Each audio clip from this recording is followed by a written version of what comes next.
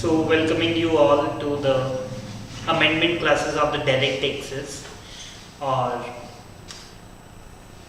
ये जो amendment classes हैं ये we will be covering from the supplement which is provided by the ICSI on their website and the academic portal. और direct taxes के लिए, क्योंकि डायरेक्ट टैक्सेस ज़्यादा डिटेल के अंदर एग्जीक्यूटिव में है comparative to professional, because professional में डायरेक्ट टैक्सेस सिर्फ 30 मार्क्स के हैं, जबकि एग्जीक्यूटिव में दे आर ऑफ 50 मार्क्स और 5 हेड्स भी आते हैं. सो ज़्यादा सप्लीमेंट्स और ज़्यादा detailed amendments they are covered in the supplement which is provided for executive programme new syllabus. So start करते हैं जी without wasting any further time. That is a supplement for the executive program new syllabus for December 2020 exam. मैं इससे पहले कि शुरू करूं एक बार आपको कहना चाहता हूं जी, इसकी वेटेज 10 मार्क्स की रहेगी. ठीक है, ये बहुत इंपॉर्टेंट है. ऑल्दो आपको देखने में लगेगा कि सर इतने पॉइंट्स आए नहीं, बट जो पॉइंट्स हैं शॉर्ट उनके अंदर आपको MCQ मिलेंगे. सो directly starting with the point number 1. वो कहते हैं कि income tax deduction from the salaries during the financial year 1920. Financial year 1920 मतलब असेसमेंट ईयर 2021, जो कि हमारे लिए रेलिवेंट है.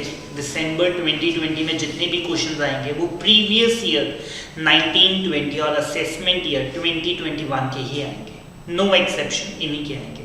और वो कहते हैं जो TDS हमने आपको डिडक्ट करने के लिए कहा है अंडर सेक्शन 192, कहते हैं कि जी उसके अंदर सर्टेन चेंजेस किए गए हैं वाइड द सर्कुलर नंबर 04/2020 जो कि 16 जनवरी 2020 को आया. ठीक है, और वो कहते हैं कि जी सर्टेन रिलेटेड प्रोविजंस इसके अंदर अमेंड की गई. क्या किया गया वो ये बता नहीं रहा. ठीक है, सो हमें सर्कुलर देखना पड़ेगा जी इनकम टैक्स की वेबसाइट से. बट समहाउ अगर आप आगे आएंगे जी पेज नंबर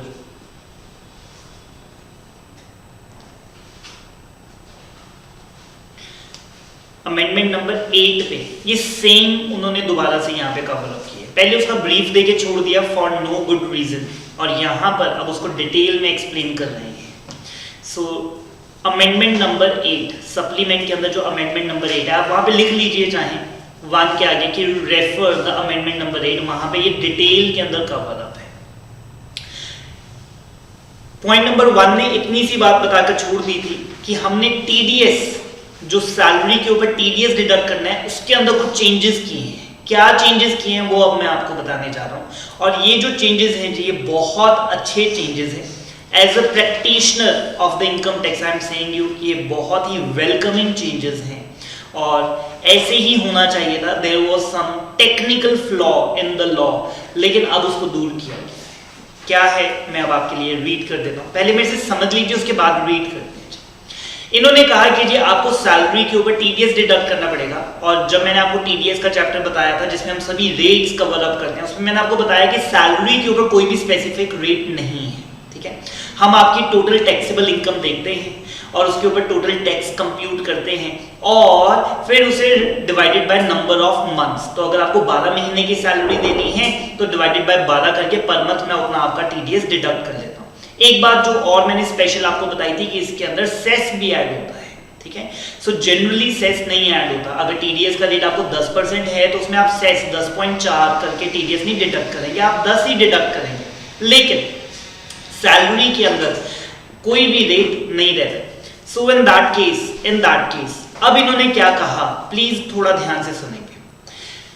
सैलरी के अंदर उन्होंने कहा कि जी आप निल स्लैब रेट को से अगर ज्यादा सैलरी दे रहे हैं तो आपको TDS डिडक्ट करना है. पहले इन्होंने क्या लिखा हुआ था, वो कहते हैं कि जी अगर किसी की सैलरी निल स्लैब रेट को एक्सीड नहीं करती तो आपने उसका TDS डिडक्ट नहीं करना.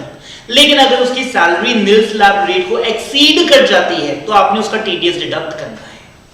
आपको ये बात समझ में?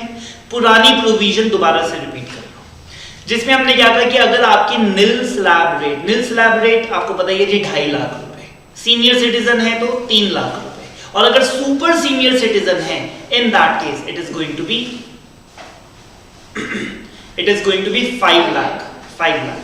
सो इन दैट केस अगर आप 2.5 लाख 3 लाख या 5 लाख को एक्सीड कर रहे हैं सिर्फ तभी आपका टीडीएस डिडक्ट होगा, एल्स आपका टीडीएस डिडक्ट नहीं होगा। अमेंडमेंट के अंदर मैं एक केस आपको बताना चाहता हूं जी, केस को थोड़ा ध्यान से सुनिएगा। लेट अस से मेरी सैलरी है 4 लाख रुपए, मेरी एनुअल सैलरी कितनी है 4 लाख रुपए की, क्या मेरा टीडीएस डिडक्ट होना चाहिए? अब आप कहेंगे कि सर बिल्कुल होना चाहिए, क्योंकि हमने तो क्या बोला है कि 2.5 लाख तक कोई टीडीएस नहीं है, बट अगर आपकी सैलरी 2.5 लाख से ज्यादा है तो आपका टीडीएस डिडक्ट होना चाहिए। मैंने कहा कि सर 1.5 लाख रुपए मैंने एटीसी में डाल दिए, अब तो मेरी कोई टैक्सेबल इनकम बची ही नहीं, ठीक है। लेकिन ये प्रोविजन तो यही कहती थी कि अगर किसी का 2.5 लाख से ज्यादा सैलरी बनती है तो उसका टीडीएस डिडक्ट होना चाहिए। इन्होंने इसको मॉडिफाई किया, वो कहते हैं निल स्लैब रेट को भी देखिए, सभी एग्जम्पशंस, डिडक्शंस, रिलीफ सभी को कंसीडर करने के बाद भी अगर टैक्स बनता है तो ही टीडीएस डिडक्ट करें। वेरी वैलिड पॉइंट, यही लिखा होना चाहिए था। मैं आपको फिर से बताता हूं, लेट अस से मेरी सैलरी है 4.5 लाख रुपए, ठीक है, 50,000 रुपए की स्टैंडर्ड डिडक्शन मिल गई मेरे को, 1.5 लाख रुपए की मैंने एटीसी के अंदर पीपीएफ में जमा करवा दिए, 2.5 लाख तक कोई टैक्स है नहीं, ठीक है। और इसके अलावा अगर आपको याद हो 87A का रिलीफ भी मिलता है, ठीक है, 87A का रिलीफ भी मिलता है। तो मैं सैलरी अपनी और बढ़ाता हूं जी, ठीक है, 6 लाख कर देता हूं मैं अपनी सैलरी। 6 लाख में से पहले तो मैंने कहा कि सर 1.5 लाख रुपया एटीसी के अंदर मैंने जमा करवाया, वो माइनस कर दो, ठीक है। So in that case 4.5 lakh, और सैलरी में से 50,000 की स्टैंडर्ड डिडक्शन मिल गई, तो बचा कितना 4 लाख। और 4 लाख के ऊपर मेरा टैक्स कितना बनता है, इसमें 87A का मेरे को रिलीफ मिल जाएगा। 87A का रिलीफ मेरे को क्या कहता है कि 12,500 रुपए और actual tax which ever is less. So in that case 2.5 lakh रुपए तक तो निल स्लैब रेट है, ऊपर बचा 1.5 लाख, 1.5 लाख के ऊपर 5% टैक्स 7,500 रुपए। 87A ने क्या कहा कि जी एक्चुअल टैक्स या 12,500 विच एवर इज लेस, तो 7,500 या 12,500 विच एवर इज लेस, मेरे को 7,500 का रिलीफ दे दिया 87A ने। मेरा टैक्स पेएबल कितना बना 0। अगर मेरा एम्प्लॉयर मेरा टीडीएस डिडक्ट करके जमा करवा देता, और सारा का सारा रिफंड आना था, ठीक है। लेट अस से उसने 6 लाख के ऊपर मेरा टैक्स कंप्यूट किया, ठीक है, एटीसी को कंसीडर नहीं किया, 87A के रिलीफ को कंसीडर नहीं किया, स्टैंडर्ड डिडक्शन को कंसीडर नहीं किया, और मेरा टीडीएस डिडक्ट करके जमा करवा दिया, वो सारा का सारा टीडीएस मेरा रिफंड आएगा विद इंटरेस्ट। और सरकार को मैंने कहा कि सर व्हाट फॉर, उसने मेरा टीडीएस क्यों जमा करवाया जब मेरा टैक्स बनता ही नहीं था, पहले वो जमा करवाता है फिर मैं आपसे रिफंड लेता हूं, ठीक है। सरकार ने इस पैराग्राफ को चेंज कर दिया, पहले पुरानी प्रोविजन पढ़ते हैं जी, this is the old provision, क्योंकि वो बता रहा है फॉर द सेंटेंस, उसको अब क्या कर दिया, ओल्ड प्रोविजन क्या थी, no tax however will be required to be deducted at source in case unless the estimated salary income including the value of the perks for the financial year, तो अगर आपकी जो सैलरी इनकम है plus the value of perk अगर 2.5 लाख 3 लाख या 5 lakh as the case में भी को एक्सीड नहीं करती तो नो टीडीएस, फिर आपको टीडीएस डिडक्ट नहीं करना। ये तो हुई जी बड़ी पुरानी और बेकार प्रोविजन। अब हमने क्या कहा कि जी नो टैक्स, अब हमने न्यू प्रोविजन के अंदर क्या लिखा, बहुत ही अच्छी amendment, welcoming amendment. No tax, however, will be deducted at source in case unless the estimated salary, including the value of perk, is taxable after giving effect to all the exemptions, deductions और the relief. Exemptions आपको मैंने पढ़ाई, जैसे gratuity आपको कई बार मिल जाती है, pension की अमाउंट, तो उसमें हम exemptions देखते हैं, HRA की exemptions, deductions, ATC की deductions, सेक्शन 80 की सारी डिडक्शन, 16IA स्टैंडर्ड डिडक्शन जो सैलरी के अंदर 50,000 रुपए की मिलती है, एंड द रिलीफ कौन सा, 87A का रिलीफ। तो वो कहते हैं इन सबको एडजस्ट करने के बाद अगर आपका टैक्स नहीं बनता तो नो टीडीएस, अगर इन सबको एडजस्ट करने के बाद टैक्स बनता है ओनली देन द टीडीएस। तो अब इसको in other words, in simplified words, तो वो कहता है as per the circular issued the TDS on the salary is required to be deducted if estimated salary income including the value of perk is taxable after giving effect to all the exemption। तो पहले हम सिर्फ nil slab rate को adjust करते थे और वो हमारा TDS डिडक्ट कर लेता था, हमारा एम्प्लॉय TDS डिडक्ट कर लेता था। मैंने कहा सर 87A का रिलीफ नहीं देखते, डिडक्शंस नहीं देखते, लेकिन वो डिडक्ट कर लेता था।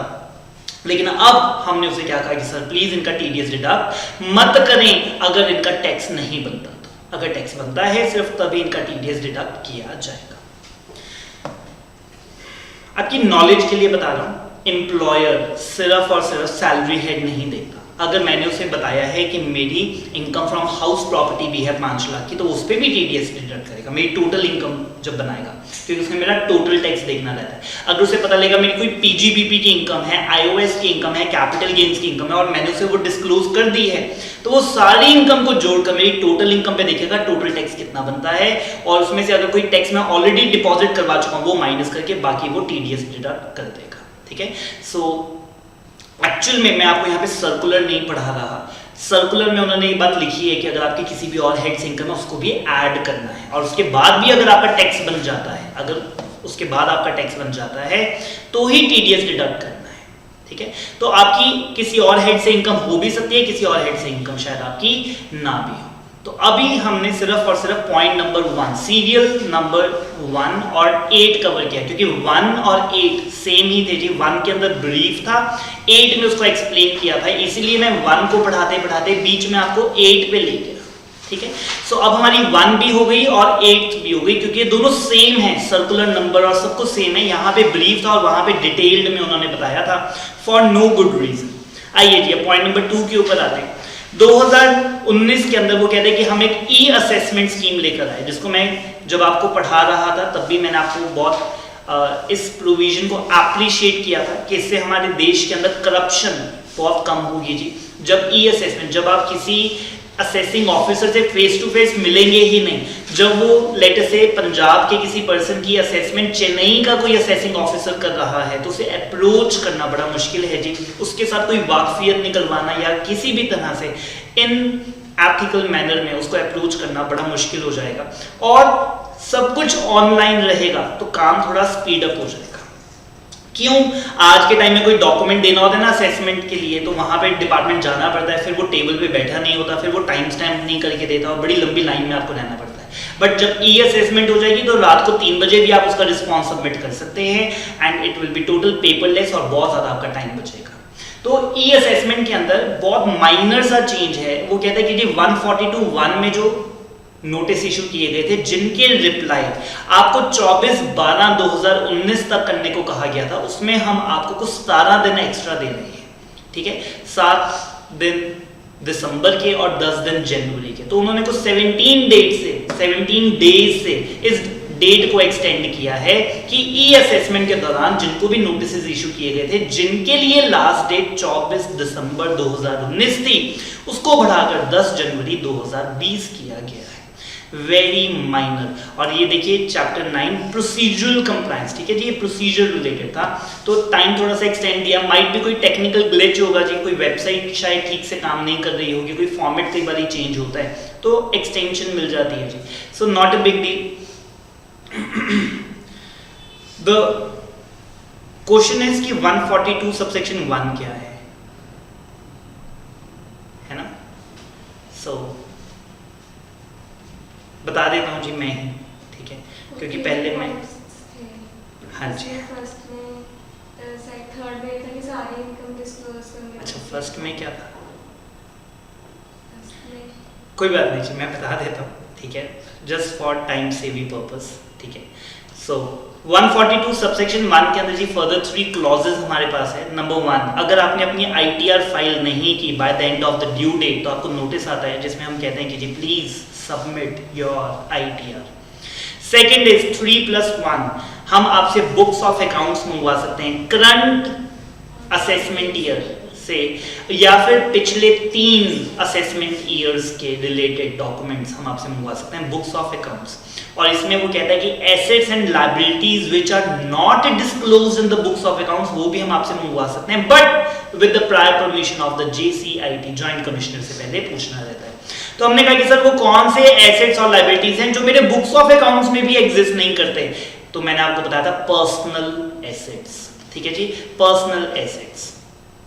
सो मेरी किताबों के अंदर, मेरी फर्म के, मेरी प्रोप्राइटरशिप की किताबों के अंदर जो एसेट्स और लायबिलिटीज आते हैं ना, वो मेरी फर्म के एसेट्स और फर्म के लायबिलिटीज आते हैं। मेरे पास घर पे कितनी ज्वेलरी है, घर पे कौन सी गाड़ी है, घर पे कौन सा लैपटॉप है, वो मेरी फर्म की किताबों में रिफ्लेक्ट नहीं होते, ठीक है।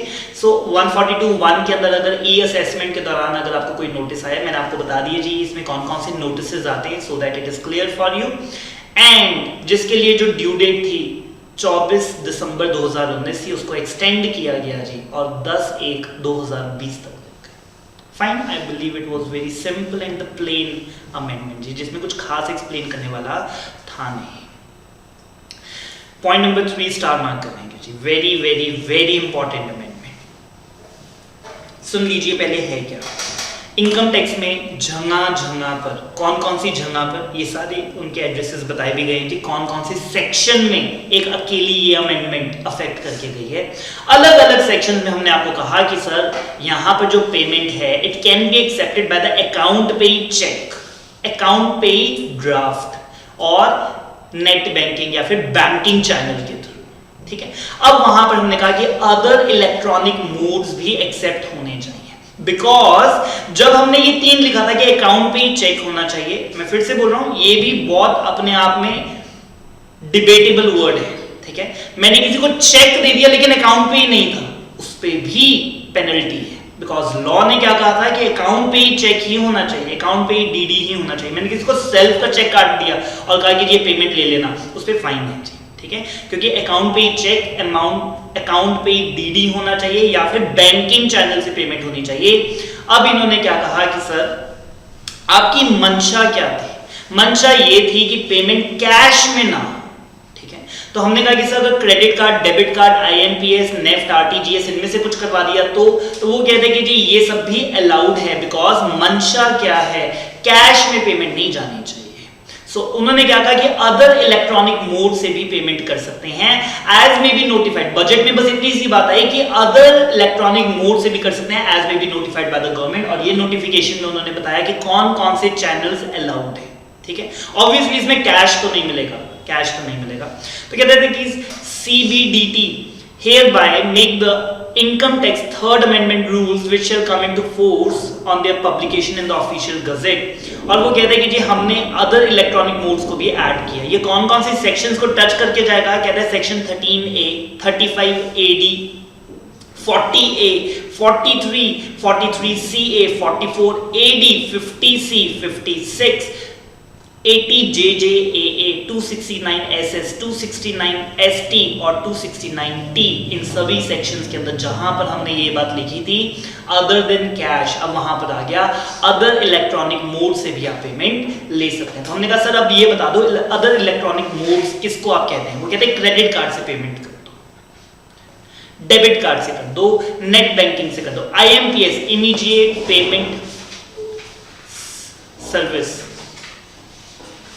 UPI ये आपको पता होगा जी, ठीक है, टीवी पे आप ऐड भी देखते हैं बहुत बार, ठीक है।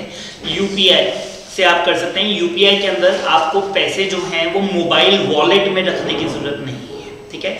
आपके पैसे सीधा बैंक अकाउंट से दूसरे के बैंक अकाउंट में चले जाते हैं, ठीक है। आमिर खान भी ऐड करता है तो वो उसमें यही बात बोलता है कि पेटीएम की तरह नहीं है जिसमें बार बार आपको रिचार्ज करवाना पड़ता है। अगर आपके अकाउंट में 2 लाख रुपया भी पड़ा है तो आप UPI से डायरेक्टली ट्रांसफर कर सकते हैं, लेकिन UPI की लिमिट रहती है। अभी UPI इंडिया के अंदर नया आया है तो अब इसके ऊपर कैपिंग है कि एक दिन में इससे ज्यादा की ट्रांजैक्शन UPI के थ्रू नहीं हो सकती है।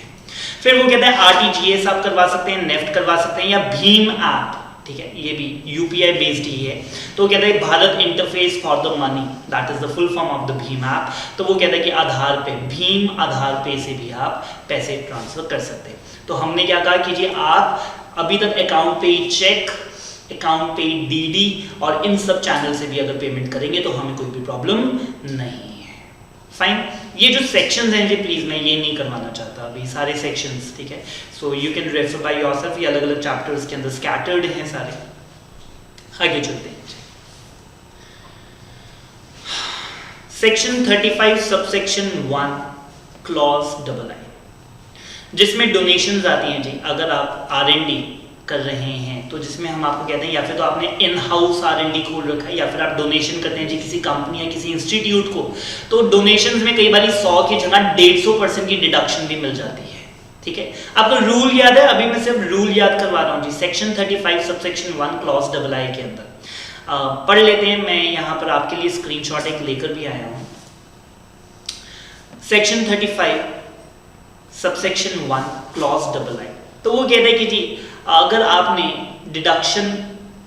कंट्रीब्यूशन की है किसको, रिसर्च एसोसिएशन को, तो आपको 1.5 टाइम्स की डिडक्शन मिलती है। मतलब अगर इनको 1 लाख रुपया मैंने डोनेट किया है तो मुझे 1.5 लाख की डिडक्शन मिल जाती है, because in a way I am contributing to the research and development. ठीक है, और ये भी आया था कि वो जरूरी नहीं है कि आपके बिजनेस से रिलेटेड हो।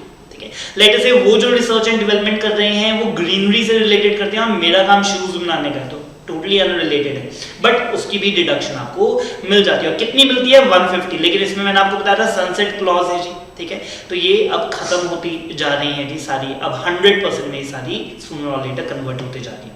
तो ये रिसर्च एसोसिएशन में हमने एक जन को और ऐड किया है, एक इंस्टीट्यूट को इसके अंदर ऐड किया है, messrs institute of pesticide formulation technology Gurugram, जिनका पैन नंबर भी बताया गया, has been approved by the central government.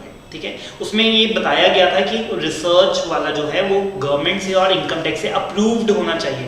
तो कहते हैं सेंट्रल गवर्नमेंट ने इनको भी अप्रूव किया है कि सेक्शन 35 सबसेक्शन 1 क्लॉज डबल आई के अंदर read with rule 5C and the 5D of the income tax rules, तो इनको भी अब रिसर्च एसोसिएशन में इंक्लूड किया जाएगा। तो 28 जनवरी 2020 के बाद अगर किसी ने इनको भी कंट्रीब्यूशन दी है, डोनेशन दी है, तो उस पर्सन को भी 150% की डिडक्शन मिल जाएगी। Are we getting it? It was very simple. Next star mark कर रहे हैं जी, थोड़ी सी टेक्निकल है और थोड़ी सी इंपॉर्टेंट भी है। Only for applicable only for new FPI, foreign portfolio investors. CBDT एक फॉर्म लेकर आई थी, कॉमन एप्लीकेशन फॉर्म, किसके लिए? सिर्फ और सिर्फ न्यू FPI के लिए, वो FPI जो इंडिया के अंदर नए आ रहे हैं। ठीक है, जो पहले से चलते आ रहे हैं वो तो पहले से ही रजिस्टर्ड है जी, वो तो पहले से इंडिया के अंदर अपनी ITR और सारा काम करते ही हैं। लेकिन जो न्यू FPI हैं इनको हमने कहा कि सर पैन के लिए, अपना KYC पूरा करने के लिए, बैंक अकाउंट और डीमैट अकाउंट खुलवाने के लिए बस आप एक फॉर्म भरेंगे, कॉमन एप्लीकेशन फॉर्म। ठीक है, और इसके बेसिस पे आपको पैन नंबर मिल जाएगा, आपका KYC भी पूरा माना जाएगा और आपका डीमैट अकाउंट और आपका बैंक अकाउंट सब कुछ खुल जाएगा। ठीक है, आपको सिर्फ एक फॉर्म भरना है, CAF common application form, applicable to whom only new FPIs investing in India. Are we good? Fine, पढ़ लें अब। ठीक है, पढ़ते हैं जी।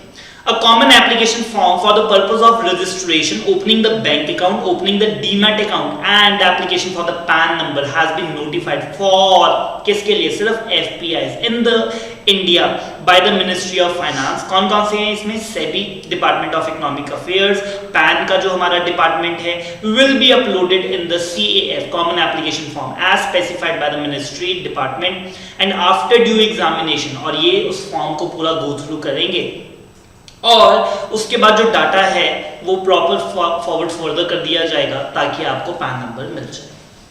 ठीक है, सो पहले ये CAF फॉर्म आप इनको भर के दे देंगे। ये CAF ऑनलाइन ही भरा जाएगा। ठीक है, जो सर्कुलर अगर मैं आपको पढ़ाऊँ इसका, तो सर्कुलर में लिखा हुआ है कि इसका फॉर्मेट क्या होगा, CAF फॉर्म XML में ही आपको अपलोड करना होगा, जिसमें हमारी रिटर्न्स जाती हैं XML। ठीक है, सो वो कहता है कि XML फॉर्मेट के अंदर आपको ये फॉर्म भरना रहेगा, ऑनलाइन ये फॉर्मेट आपका जाएगा। ठीक है, सो ये बहुत सिंपल सी आई थी जिसके अंदर हम नए FPIs को हमने क्या कहा कि जी अगर आप हमारे देश के अंदर अपने आप को रजिस्टर करवाना चाहते हैं तो हमने आपके लिए थोड़ा सिंपल कर दिया जी, bank account, demat account, PAN number application और KYC पूरा करने के लिए सिर्फ एक फॉर्म आप भर दीजिए और आपका सब कुछ अपने आप ये हो जाएगा। चलिए आगे, believe it was simple.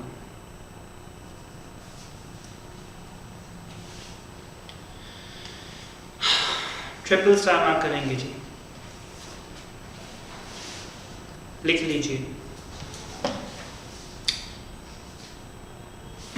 Section 115 BAA and 115 BAP। ठीक है, सुपर डुपर इम्पॉर्टेंट। एंड जब मैंने आपको ये चैप्टर में करवाया था जी तब प्रॉपर डिटेल में समझाया भी था। और ये अमेंडमेंट में दोबारा से आ रहा है बिकॉज ये पहली बार ही इस साल लगना शुरू हुआ है and we will be repeating it much more in the detail. Plus इसमें कुछ नई बातें भी आ रही हैं जो कि तब हमने कवर अप नहीं की थी, लेकिन अब हम इसे 110% हर तरह से हर तरफ से कवर अप करेंगे जी। फाइन। सो मैं यहाँ पर आपके लिए जो आपकी बुक के नोट्स हैं वही स्कैन करके लेकर आया हूँ। For that you have to refer the white board only. पहले BAB करते हैं जी, उसके बाद BAA करेंगे, ठीक है। BAB और BAA दो नए सेक्शन, और जैसे ही मैं बोलता हूँ सेक्शन 115 तो आपके दिमाग में एक ही वर्ड आता है जी, स्पेशल रेट्स। स्पेशल रेट्स, जब किसी को स्पेशल रेट्स दिए जाते हैं तो हम सेक्शन 115 की बात करते हैं। तो BAA के अंदर वो कहता है एप्लीकेबिलिटी ओनली फॉर, एक वर्ड इंपॉर्टेंट है जी, डोमेस्टिक मैन्युफैक्चरिंग कंपनी, ठीक है। नंबर 1, सिर्फ कंपनी फॉर्म ऑफ ऑर्गेनाइजेशन को ही मिलेगी। कंपनी प्राइवेट हो पब्लिक हो कोई भी हो चलेगा, लेकिन कंपनी फॉर्म होना चाहिए। LLP not covered, HUF partnership forms not covered. Second, manufacturing ही होना चाहिए जी। आपका जो काम है वो सिर्फ और सिर्फ मैन्युफैक्चरिंग होना चाहिए। मैंने कहा सर मैं ट्रेडर हूं, मेरी 10 करोड़ की टर्नओवर है, आप ये सिर्फ मैन्युफैक्चरिंग को देना चाहते हैं, कोई बात नहीं, हम 50 लाख की मैन्युफैक्चरिंग भी दिखा देते हैं। तो अब मेरा ट्रेडिंग का भी काम है और मैन्युफैक्चरिंग का भी काम है, और मैंने अपना MOA भी इस तरह से लिखा है कि मेरी कंपनी का ऑब्जेक्ट क्लॉज के अंदर लिख दिया कि मैन्युफैक्चरिंग एंड ट्रेडिंग दोनों कर रहा हूं। क्या मुझे ये सेक्शन के अंदर एंट्री मिलेगी? The answer is big no. सिर्फ और सिर्फ मैन्युफैक्चरिंग ही होनी चाहिए, ठीक है। अगर आप कहते हैं सर साथ में हम सर्विसेज भी देते हैं और मैन्युफैक्चरिंग भी करते हैं, हमें ये डिस्काउंटेड रेट ऑफ टैक्स मिल जाएगा? The answer is no. आपको 115 BAB की एप्लीकेबिलिटी नहीं मिलेगी। It should be a company and it should be only manufacturing company. And the third is a domestic company, foreign company को नहीं मिलेगा जी। Domestic company which is incorporated under the provisions of India का जो companies act 2013 या 1956 या उससे पुराने किसी कंपनीज एक्ट में अगर आप इनकॉर्पोरेटेड एंड रजिस्टर्ड है। डोमेस्टिक कंपनी की डेफिनेशन तो पता ही है आपको, जो इंडिया के कंपनीज एक्ट के अंदर रजिस्टर्ड है। So are we good with the domestic manufacturing company? हमने कहा सर फायदा क्या होगा? सबसे important, tax rate will be 15%. Tax rate will be 15%. Very very very favorable. India जैसा देश जहां पर 30% टैक्स लगते थे, अब वो कहते हैं कि जी सिर्फ 15% टैक्स लगेगा। अगर आप 10 करोड़ रुपया भी कमाते हैं, कहां 30% और कहां 15%। सरचार्ज 10%। मैंने पूछा कि सर किस अमाउंट ऑनवर्ड्स? उन्होंने कहा सर फ्लैट पहले रुपए से लगेगा। इसमें कुछ ऐसा नहीं है कि 1 करोड़ से ऊपर कमाओगे तो 10 करोड़ से ऊपर कमाओगे तो, फ्लैट है जी सरचार्ज 10%। तो मैंने कहा सर एक तरह से रेट 16.5 हो गया, 15 में 1.5% तो सरचार्ज जोड़ लो तो 16.5 प्लस 4% HEC भी जोड़ दो, तो effective rate of the tax बनता है 17.1, जो कि बहुत कम है, अभी भी बहुत कम है जी। कहाँ 30% प्लस 4% और यहाँ पर सो ये कैसे बना 15% प्लस 10% प्लस 4%। अगर आप कैलकुलेटर पे करेंगे तो 15 plus 10% plus 4%. So the effective rate is going to come 17.16. Are we good so far? फिर वो हमने कहा कि सर ये कंसेशनल रेट टोटल इनकम कौन सी कंपनी को मिलेगा जी? तो वो कहता है ये जो कंसेशनल रेट हमने आपको बताया 17.16 नॉटविथस्टैंडिंग, वो कहता है कि इनकम टैक्स में कहां पर क्या लिखा है इससे हमें कोई लेना देना नहीं है। अगर आप नीचे बताई गई सारी शर्तें पूरी कर देते हैं तो ये एक ओवरराइडिंग सेक्शन है। ओवरराइडिंग मतलब कि अगर इनकम टैक्स में लिखा है कि कंपनी के ऊपर रेट 25 या 30 है तो हम 25 और 30 नहीं लगाएंगे, ये सेक्शन ओवरराइड करके आपको 17.16 का टैक्स लगाकर देगा, बशर्ते आप ये सारी शर्तें पूरी कर देना। Number 1, the company must be incorporated on और आफ्टर 1/10/19। 1 अक्टूबर, हाथ से लिखिए जी, इंपॉर्टेंट डेट है, मिस मत कर जाना। 1 अक्टूबर 2019 के बाद ये कंपनी रजिस्टर्ड एंड इनकॉर्पोरेटेड होनी चाहिए। तो आपका जो सर्टिफिकेट ऑफ इनकॉर्पोरेशन है जी कंपनी का, वो 1 अक्टूबर 2019 के बाद होनी चाहिए। मतलब न्यू कंपनीज को मिलेगा जी, एग्जिस्टिंग या ऑनगोइंग या ओल्ड कंपनीज को ये बेनिफिट नहीं दिया जाएगा। और कंपनी में मैन्युफैक्चरिंग भी शुरू करनी, सिर्फ कंपनी खोल के बैठ गए उससे बात नहीं बनेगी, आपकी मैन्युफैक्चरिंग भी शुरू हो जानी चाहिए। कब तक? 31/3/23 तक, 31/3/23 तक, क्योंकि मैन्युफैक्चरिंग में थोड़ा टाइम लगता है। अब कंपनी में बनाऊंगा, शेयर्स इशू करूंगा, पैसा लेकर आऊंगा, फिर उस पैसे से फैक्ट्री खोलूंगा, मशीनें लेकर आऊंगा, टेस्ट करूंगा और फिर जाके मेरी प्रोडक्शन शुरू होगी। तो हमने कहा कि जी कंपनी 1/10/19 के बाद इनकॉर्पोरेट होनी चाहिए और मैन्युफैक्चरिंग 31/3/23 से पहले शुरू हो जानी चाहिए। अब वो कहता है कि सर कंपनी स्प्लिट ना हुई हो, ठीक है, आप डीमर्जर में करते हैं ना, एक कंपनी के 2 टुकड़े कर देते हैं, तो आपने कहा कि सर एक टुकड़ा अलग कर देते हैं, नई कंपनी बनाकर उसको दे देते हैं, तो हमने कहा ऐसे बेनिफिट नहीं मिलेगा। स्प्लिट अप नहीं करना चाहिए, रिकंस्ट्रक्शन नहीं करना, कोई भी बिजनेस जो ऑलरेडी इन एग्जिस्टेंस था उसको नहीं मिलेगा। जैसे कि 2-3 केसेस मैं आपको बताता हूं। मेरी प्रोप्राइटरशिप थी और मैं मैन्युफैक्चरिंग का काम करता था। मैंने कहा सर कंपनी खोल लेते हैं, प्रोप्राइटरशिप का सारा बिजनेस कंपनी को ट्रांसफर कर दिया, ठीक है। तो मैंने कहा सर कंपनी इनकॉर्पोरेटेड आफ्टर 1/10/2019 और मैन्युफैक्चरिंग भी शुरू कर दी। लेकिन क्योंकि ये रीऑर्गेनाइजेशन या रिकंस्ट्रक्शन है, इन दैट केस आपको ये बेनिफिट नहीं मिलेगा। नया सेटअप होना चाहिए जी, कोई नया मैन्युफैक्चरिंग यूनिट होना चाहिए, जो ऑलरेडी चल रहा था उसको यहां पर नहीं लेकर आएंगे। Section 33B, that is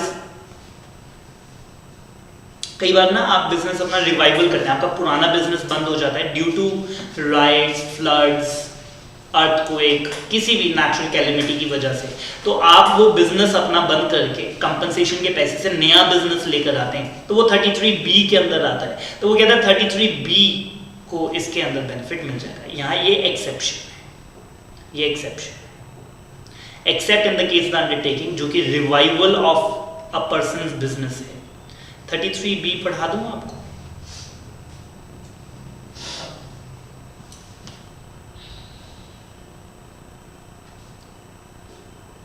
PGBP में आता है जी वैसे। रिहैबिलिटेशन अलाउंस, तो वो कहता है कि जी where any business or the undertaking carried on in India is discontinued in the previous year. क्यों? क्योंकि flood, typhoon, hurricane, cyclone, earthquake, rights या सिविल डिस्टर्बेंस या एक्सीडेंटल फायर एक्सप्लोजन या एक्शन ऑफ द एनिमी या enemy से combat करते हुए Indian army ने ही अगर आपका बिजनेस खराब कर दिया, इन दैट केस अगर आप उसे दोबारा से सेट करना चाहते हैं तो कोई प्रॉब्लम उसके अंदर नहीं है। तो ये एक्सेप्शन में आया जी, जिसमें उन्होंने कहा कि 33B के अंदर अगर आप अपनी नई कंपनी बनाकर नया सेटअप कर लेते हैं तो वो दैट विल क्वालिफाई। वैसे मैंने आपको क्या कहा कि और सभी केसेस में अगर आप स्प्लिट अप कर रहे हैं, रीऑर्गेनाइजेशन, रिकंस्ट्रक्शन कर रहे हैं, तब आपको ये बेनिफिट नहीं मिलेगा। इसमें जो प्लांट एंड मशीनरी यूज करेंगे वो कभी भी पहले यूज नहीं होनी चाहिए, brand new plant and machinery होनी चाहिए। सेम बिल्डिंग जो है जी वो पहले यूज्ड एज अ होटल या कन्वेंशन सेंटर, किसी भी तरह से वो पहले यूज नहीं होनी चाहिए, बिल्डिंग भी ब्रांड न्यू होनी चाहिए। वेरी इंपॉर्टेंट, मैंने आपको बोला था कि उसको सिर्फ और सिर्फ मैन्युफैक्चरिंग के काम ही करना है और कोई भी काम नहीं करना। It should not be engage in any business other than manufacture और the production of the article और the thing and the research in relation to और द डिस्ट्रीब्यूशन। लेकिन अगर आप ट्रेडिंग या सर्विस का कोई काम कर लेंगे तो भी हम आपको इस सेक्शन में नहीं आने देंगे। तो कंडीशंस एक बार सारी दोबारा से गो थ्रू करते हैं। आपकी जो कंपनी है, it should be registered and setup on और after 1 October 2019। The commencement of the manufacturing should be before 31st of March 2023. It should not be set up by the split up or the reconstruction of the business. Exception 33B के अंदर अगर आप fall करते हैं, that is the revival or the rehabilitation due to any civil disturbance or the natural or the war की वजह से, तो उसमें हमें कोई प्रॉब्लम नहीं है। मशीनरी ब्रांड न्यू होनी चाहिए, बिल्डिंग भी पहले ATID के अंदर क्लेम्ड नहीं होनी चाहिए और आप मैन्युफैक्चरिंग का ही काम करते हो, उसके अलावा कुछ भी और काम ना करते।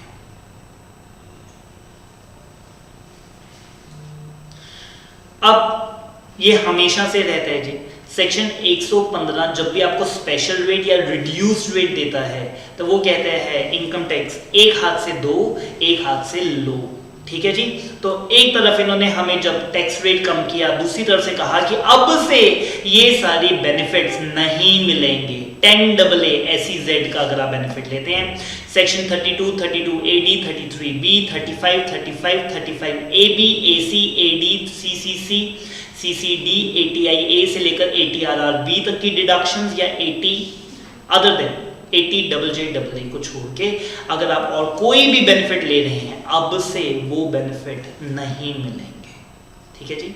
तो सरकार ने क्या कहा, एक हाथ से अगर आपको रिड्यूस्ड रेट दिया तो दूसरी तरफ से ये सारे बेनिफिट्स आपसे ले लिए। और ये कॉमन कंडीशंस हैं, मतलब ये इसके ऊपर 115 BAA और BAB दोनों के ऊपर ये कॉमन कंडीशंस हैं। Are we good? सेकंड, वो कहते हैं कि जी अगर आपके पास पुराने सालों का कोई set of and carry forward loss है तो अब वो नहीं मिलेगा। मैंने कहा सर ये तो सिर्फ और सिर्फ BAB के लिए है, क्योंकि BAA के लिए है। ठीक है, ये सिर्फ BAA के लिए है क्योंकि BAB के अंदर तो हमारी नई कंपनी है, नई कंपनी का लॉस कहां से आ गया? ठीक है, सो नई कंपनी का तो लॉस हो ही नहीं सकता। तो ये जो सेक्शन है point number 2, it is applicable only for BAA। कहते हैं कि जी डेप्रिसिएशन मिलेगी, बिल्कुल मिलेगी, लेकिन एडिशनल डेप्रिसिएशन नहीं मिलेगी। ठीक है जी, आपको नॉर्मल डेप्रिसिएशन मिलेगी, एडिशनल डेप्रिसिएशन याद है आपको, अगर आप मैन्युफैक्चरिंग में कोई नया प्लांट एंड मशीनरी लेकर आते हैं जो कि फर्स्ट टाइम अगर आप यूज कर रहे हैं तो 20% की additional depreciation only for first year आपको दी जाती है। Very good. तो वो कहते हैं कि एडिशनल डेप्रिसिएशन भी आप भूल जाइए, नॉर्मल मिलेगी जो भी आपका रेट है 15%, 40%, जो भी रेट है, बट एडिशनल नहीं मिलेगी। नेक्स्ट जो नोट है जी, ये अभी पेंडिंग है, ये 115 BAA का है, अभी हम BAB कर रहे हैं। Very very very important and the big relief, MAT नहीं लगेगा अब आपके ऊपर, मैट नहीं लगेगा जी। मैट आज तक सिर्फ फॉरेन कंपनीज के ऊपर नहीं लगता था, अब पहली बार डोमेस्टिक मैन्युफैक्चरिंग कंपनी जो कि BAB में ऑप्ट कर लेंगी उनके ऊपर भी मैट नहीं लगेगा। मैट की प्रोविजन याद है आपको, जिसमें हम कहते थे कि जी tax payable as per normal income tax provision और डैश ऑफ बुक प्रॉफिट्स। क्या रेट है जी? 18%, 18.5%, 15%। How many of you say sir 18.5%? How many of you say 15%? Amendment है जी। ठीक है जी, पिछले साल तक the rate was 18.5%, current year में the rate has been reduced to 15%, और 15% लिख के क्रॉस कर लीजिए because it is not applicable. Big relief, big relief. ठीक है, सो मैट के अंदर जी बहुत सारी कंपनीज को हम पकड़ लेते थे और जबरदस्ती उनसे टैक्स पे करवाते थे डीमिंग प्रोविजन लगाकर, और तसल्ली के लिए ये कह देते थे कि मैट क्रेडिट मिल जाएगा of no use, of no use. So in that case MAT की प्रोविजन अब आपके ऊपर नहीं लगेगी। एक मैट की प्रोविजन के अंदर ना आपको फॉर्म 29B भरना पड़ता था कंपनीज को, जिसमें आप अपनी मैट की कैलकुलेशन दिखाते थे कि जो जो प्लस करना था माइनस करना था वो हमने ठीक से किया या नहीं किया, तो अब वो फॉर्म भी आपको नहीं भरना रहेगा। फिर वो कहता है कि जी आप अपना मैट क्रेडिट ब्रॉड फॉरवर्ड अब कैरी नहीं कर पाएंगे, तो हमने कहा सर ये तो हमारी नई कंपनी, हमारे पास तो ब्रॉड फॉरवर्ड मैट क्रेडिट होगा ही नहीं, बट ऑब्वियस। फिर वो कहता है कि जी एडजस्टमेंट, ये वाला पॉइंट आप क्रॉस कर रहे हैं, need not to do it, और एक्सरसाइज ऑफ द ऑप्शन, तो हमने कहा सर ये ऑप्शन कब तक ले सकते हैं, कब तक ले सकते हैं? ध्यान से सुनेंगे जी। वो कहते हैं जब आप अपनी पहली इनकम टैक्स की रिटर्न भरेंगे उसी में आपको बताना पड़ेगा कि क्या आप BAB में आना चाहते हैं। अगर आपने पहली रिटर्न, नई कंपनी बनाई और पहली रिटर्न भरते वक्त कहा कि BAB में नहीं आना चाहते, सॉरी सर, लाइफ में फिर कभी भी नहीं आ पाएंगे। ठीक है, अगर आना था तो पहली रिटर्न में ही बताना, पहली रिटर्न में ही बताना। तो वो कहते हैं कि the beneficial provision of this section would apply only if the option is exercised in the prescribed manner on or before the due date जो आपको बताई गई section 139 subsection 1 for furnishing the first return for the previous year जो कि 2021 or any subsequent assessment year। हमने कहा कि sir क्या subsequent assessment year में भी claim कर सकते हैं? The answer is no। फिर यहाँ पे लिखा क्यों है, मैंने आपको पहले भी बताया था। Let us say मेरी कंपनी बनी है आज क्या डेट है? 28/11/2020। तो मेरी कंपनी का जो पहला प्रीवियस ईयर है वो 31/3/21 को खत्म होगा। मेरी पहली रिटर्न, मेरा पहला असेसमेंट ईयर कौन सा होगा? 21-22। तो मेरी पहली रिटर्न कब जाएगी? 21-22 में। तो मेरे को पहली रिटर्न में क्लेम करना है, ठीक है। यहां पे जो इन्होंने लिख दिया ना असेसमेंट ईयर 20-21, टोटली इररेलेवेंट। इनको बस ये लिखना चाहिए था कि आपको अपनी पहली रिटर्न जब भी जाएगी वो 20-21 में जा रही है, 21-22 में जा रही है, 22-23 में जा रही है, जब भी वो जा रही है आपको पहली रिटर्न के अंदर ये ऑप्शन को एक्सरसाइज करना पड़ेगा। अगर आपने पहली रिटर्न में इस ऑप्शन को एक्सरसाइज नहीं किया फिर नहीं आ पाएंगे, और एक बार आ गए तो जा भी नहीं सकते। वन वे वापस नहीं आ सकते। Such option once exercised will be applicable to the subsequent assessment year, and once the option has been exercised for any previous year, it cannot be subsequently withdrawn for the same or any of the previous year। ठीक है। और नीचे उसने note के अंदर ये बात बताई है कि जो भी आपकी पहली रिटर्न है जी उसी में आपको बताना पड़ेगा, and if the person fails to exercise he will not be able to exercise in the subsequent previous years. Are we good? ठीक है। ऊपर थोड़ा सा कंफ्यूजिंग यहाँ पर हो गया था 20-21 और सब्सिक्वेंट की वजह से बस, लेकिन यहाँ पे एम्फसाइज करने वाला जो वर्ड है that is first return.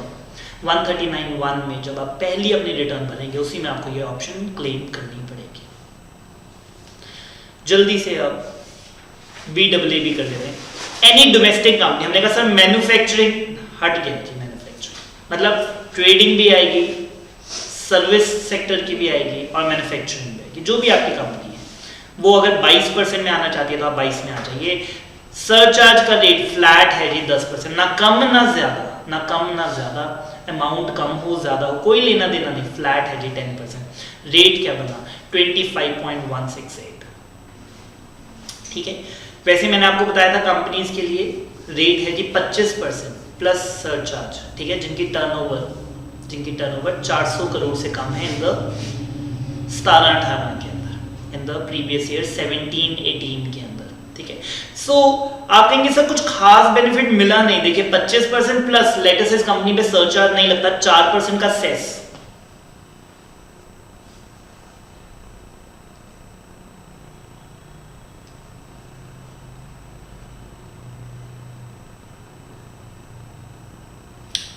Sorry 4% का अगर सेस जोड़ दें तो रेट बनता है 26%। ठीक है। तो 26 की जगह आप कितना कर रहे हैं? 25.16 से सरचार्ज लग जाता ना अगर 25 पे, लेटे से 7 या 12, ठीक है, फिर तो ये रेट थोड़ा सा हाई हो जाता। लेकिन अगर बिना सरचार्ज के कंपेयर करें तो कंपनी को लगता है सर कुछ खास बेनिफिट मिला नहीं। ठीक है। बट स्टिल देखने वाले को ऐसा लगता है कि 22% का है। ठीक है। तो क्योंकि इसमें कंपलसरी सरचार्ज है ना इसलिए बेनिफिट इतना नहीं है, क्योंकि 22 में अगर 10% हर बार जुड़ना है तो ये 24.2 तो हो ही गया ना, तो आप 22 क्यों बोलते हो? फिर 24.2 बोलो कि 24.2 तो लगेगा ही लगेगा, प्लस 4% इफेक्टिव रेट आया कि 25.168। और वो कहता है कि जी ये भी ओवरराइडिंग सेक्शन है जिसमें हमने बोला कि नॉटविथस्टैंडिंग कहीं पे क्या लिखा है इससे हमें कुछ भी लेना देना नहीं है। टाइम लिमिट हमने कहा कि सर कब तक एग्जिस्टिंग कंपनीज में आ सकती हैं, तो हमने कहा ओपन एंडेड है जी, ओपन एंडेड, जब मर्जी आ जाओ, आज आ जाओ, 2 साल बाद आ जाओ, 10 साल बाद आ जाओ, कोई प्रॉब्लम नहीं है जी, जल्दी कोई नहीं, नो टाइम लिमिट, फाइन। और हमने कहा सर मैन्युफैक्चरिंग कंपनी, तो वो कहता है नहीं ये क्लॉज भी इसके अंदर नहीं है, मैन्युफैक्चरिंग होना जरूरी नहीं है। फिर हमने कहा सर स्प्लिट अप करके कोई कंपनी बनी है वो भी BAA में आ जाएगी, द आंसर इज यस, ऐसी कोई कंडीशन नहीं है। रीऑर्गेनाइजेशन की है, पार्टनरशिप से प्राइवेट लिमिटेड कंपनी बना ली, क्या वो कंपनी भी BAA में आ सकती है? द आंसर इज यस, क्योंकि इस तरह से कोई भी रिस्ट्रिक्शन नहीं है। हमने कहा सर ब्रांड न्यू मशीनरी, ऐसी कोई रिस्ट्रिक्शन नहीं, ब्रांड न्यू बिल्डिंग, ऐसी कोई रिस्ट्रिक्शन नहीं, और सिर्फ मैन्युफैक्चरिंग करना, मैन्युफैक्चरिंग के अलावा कुछ और नहीं करना, ऐसी भी कोई रिस्ट्रिक्शन नहीं है। लेकिन क्योंकि अगर आप BAA के अंदर आ जाते हैं तो ये सारे बेनिफिट्स आपको नहीं मिलने पाएंगे। अगर आपके पास कोई कैरी फॉरवर्ड लॉसेस हैं तो वो लॉसेस भी अब कैरी फॉरवर्ड नहीं होने पाएंगे। तो यहां पर हमने इनको क्या एडवाइस किया कि आप पहले अपने लॉसेस का सेट ऑफ ले लो, जल्दी तो कोई है नहीं, 2 साल बाद आ जाना, आप पहले अपने लॉसेस का सेट ऑफ ले लो, उसके बाद ऑप्ट कर लेना। ठीक है।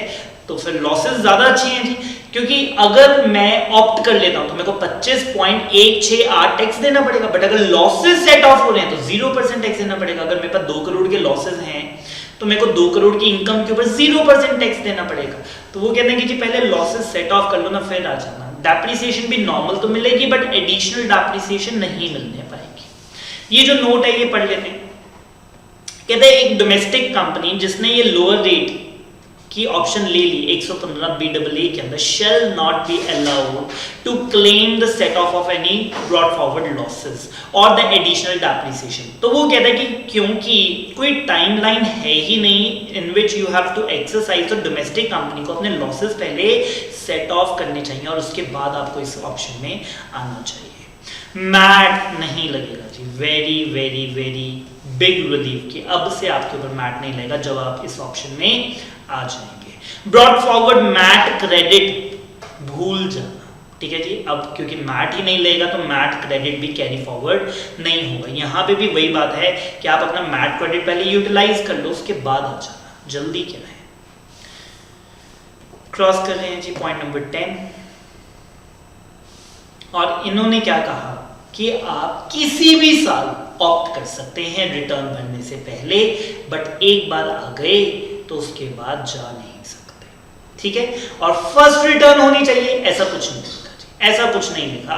आज ये ऑप्शन गवर्नमेंट दे रही है, तो मेरे ही क्लाइंट्स में से बहुत सारे क्लाइंट्स ने इसको ऑप्ट किया और बहुत सारों ने इसको ऑप्ट नहीं किया।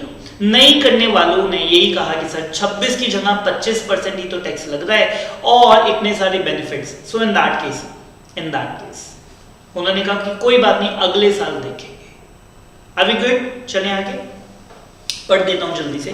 The beneficial provision of this section would apply only if the option is exercised in the prescribed manner on or before the due date for furnishing the return। और वो कहते हैं कि जी कौन से साल की return, it may be of 2021 और any of the subsequent year. और वो कहते हैं एक बार अगर एक्सरसाइज कर ली तो अगले सालों पे ऑटोमेटिक लग जाएगी, हर साल बार बार फॉर्म नहीं भरना पड़ेगा। और एक बार अगर 22% में आ गए तो फिर हमेशा के लिए।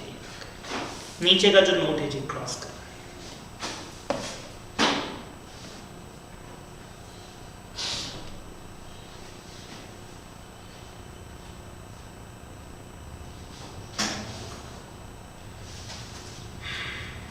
ये 2 फॉर्म्स हैं जी, वो मैं आपको मेमोराइज करवाना चाहता हूँ। अगर आप सेक्शन 115 BAA को ऑप्ट करना चाहते हैं तो आपको इनकम टैक्स की वेबसाइट पे जाकर फॉर्म नंबर 10IC भरना पड़ता है रिटर्न भरने से पहले। बट अगर आप BAB लेना चाहते हैं, आपकी नई कंपनी है, ब्रांड न्यू है और पहली बार रिटर्न भर रहे हैं, तो आपके लिए जो फॉर्म है जी वो फॉर्म नंबर 10ID है, 10ID है। तो ये नीचे उसने साफ साफ फिर से बताया कि 115 BAA के लिए इनकम टैक्स की वेबसाइट पे जाकर 10IC और 10ID फॉर्म आपको भरना पड़ेगा। ये रूल नंबर 21 AE और AF में हमने मेंशन कर दिया है।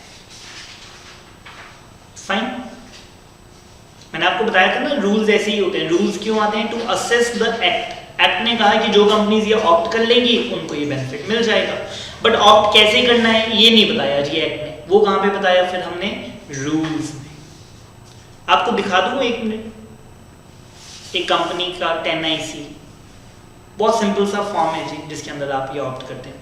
मैं यहाँ पे आपके लिए लाया भी हूँ, ये one of my client is that. So income tax की वेबसाइट पे हम चलते हैं,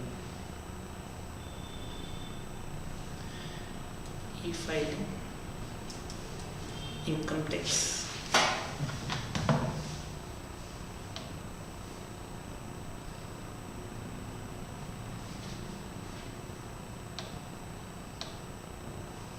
registered user, ID is the PAN number, और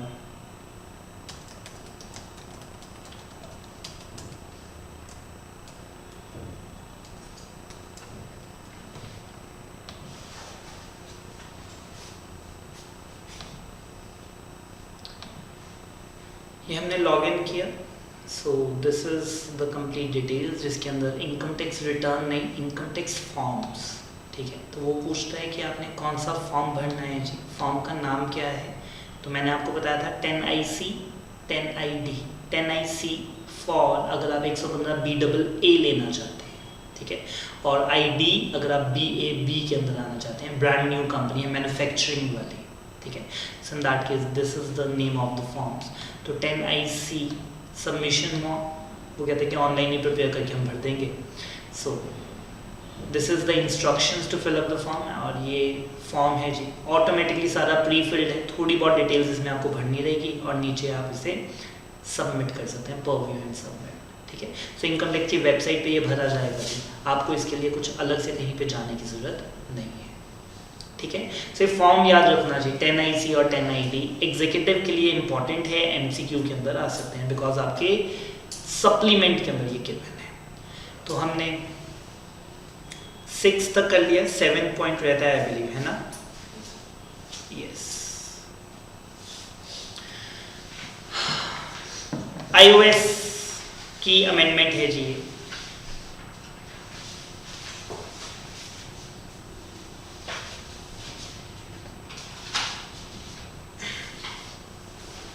सेक्शन 56 सबसेक्शन 2 क्लॉज 10 आपको याद करवा देता हूँ, बट ऑब्वियस आपको सेक्शन से तो शायद रिकॉल नहीं होगी, जिसमें हमने क्या कहा कि अगर आपको कोई एक इमूवेबल प्रॉपर्टी विदाउट कंसीडरेशन मिल जाती है जिसकी स्टैम्प ड्यूटी वैल्यू 50,000 से ज़्यादा है, तो वो रेसिपिएंट के हाथ में फुली टैक्सेबल हो जाएगी। सेकंड जिसमें मैंने क्या कहा कि आप उसकी स्टैम्प ड्यूटी वैल्यू से कम पैसा पे करके आए हो, 5 लाख की प्रॉपर्टी आपने 10,000 में ले ली, मतलब फ्री ऑफ कॉस्ट तो नहीं है, ठीक है, बट आपने सस्ती ले ली। कितनी सस्ती ली? अगर वो अमाउंट भी 50,000 से ज्यादा है तो difference will be fully taxable. तो अगर किसी की 5 लाख रुपए स्टैम्प ड्यूटी वैल्यू थी और मैं 4 लाख में ले आया तो 1 लाख रुपए मेरे हाथ में iOS में टैक्सेबल हो जाता है, जस्ट लाइक द गिफ्ट्स, ठीक है। गिफ्ट वाज इन कैश या मूवेबल प्रॉपर्टी, और 56 सबसेक्शन 2 क्लॉज 10 डील करता था इमूवेबल प्रॉपर्टी के केस में, इमूवेबल प्रॉपर्टी केस में। Are we getting it so far? ये दिल्ली के अंदर ना कुछ अनऑथराइज्ड कॉलोनीज बनी हुई थी, ठीक है, और अगर आज हम वो खाली करवाने पे जाएं, ठीक है, तो वहां पर लाखों करोड़ों लोग रहते हैं और आज के नहीं रह रहे, 10 साल 20 साल 25 साल से रह रहे हैं। और आज अगर उस अनऑथराइज्ड कॉलोनी पे अगर हम बुलडोजर चलवा दें और उन सब लोगों को बेघर कर दें तो ये नेचुरली जस्टिस नहीं माना जाएगा, ठीक है। बहुत ज़्यादा जी प्रदर्शन होगा, गवर्नमेंट के अगेंस्ट धरने होंगे, ठीक है, ह्यूमन राइट्स वाले आ जाएंगे और ग्लोबल लेवल का इशू बन जाएगा कि आपने इतने लोगों को बेघर कर दिया, चाहे वो अनऑथराइज्ड कॉलोनी में ही क्यों ना रह रहे। सरकार ने क्या कहा कि थोड़ा बहुत इनको फाइन लगाते हैं जी, थोड़ी कोई स्कीम लेकर आते हैं और इन सब अनऑथराइज्ड कॉलोनीज को ऑथराइज कर देते हैं, ठीक है। और यहाँ पे जो लोग रह रहे हैं, जो भी अपना कोई सबूत दिखाएंगे, अलॉटमेंट लेटर या जो भी बिल्डर ने बिना ऑथराइजेशन के जो भी इनको घर देकर चला गया यहाँ पर, तो इनको करेक्ट राइटफुल लीगल पोजेशन दे देते हैं। Are we getting? तो किसी ने 5 लाख रुपए में वहां पर अनऑथराइज्ड कॉलोनी के अंदर एक फ्लैट या एक घर लिया था, ठीक है, आज हम लीगलाइज करके उसको वो दे रहे हैं, लेकिन हमने कहा सर इसके दौरान 56 सबसेक्शन 2 क्लॉज 10 हिट हो जाएगा, क्योंकि आज वो फ्लैट कितने का है जी? 25 लाख का, आप उसे 5 लाख रुपए के अंदर वो दे रहे हैं, ठीक है। इन दैट केस उसे 20 लाख का बेनिफिट हो रहा है, 20 लाख इनकम टैक्स उसके हाथ में टैक्स लग जाएगा। तो हमने कहा अमेंडमेंट पे आ रहा 56 सबसेक्शन 2 क्लॉज 10, अगर अनऑथराइज्ड कॉलोनीज को ऑथराइज करके उनको लीगल पोजीशन दिया जा रहा है, ये सेक्शन अप्लाई नहीं होगा। सबको बेनिफिट मिला इसके अंदर, ठीक है, जितने भी लोग थे वहां पर उन सबको बेनिफिट मिला, महंगी चीजें सस्ते में मिल गई और ऑथराइज हो गया। से पहले तो वो ऑनर ही नहीं थे, बट अब वो लीगल ऑनर बन गए जी उस झरनाओं के। तो हमने कहा कि जी ये सेक्शन हिट नहीं होगा। समझ में आया आपको? इंटेंशन समझ में आई? पढ़ लेते हैं जी।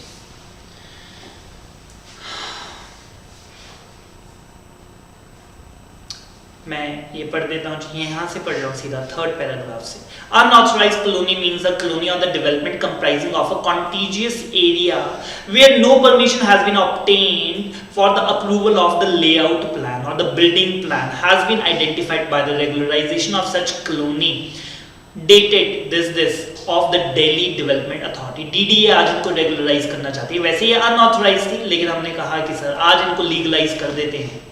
So accordingly section 56 subsection 2 clause 10 shall not apply to the immovable property being the land or the building or the both received by the resident of the unauthorized colony in the national capital territory of Delhi। सिर्फ दिल्ली के लिए आया है जी ये।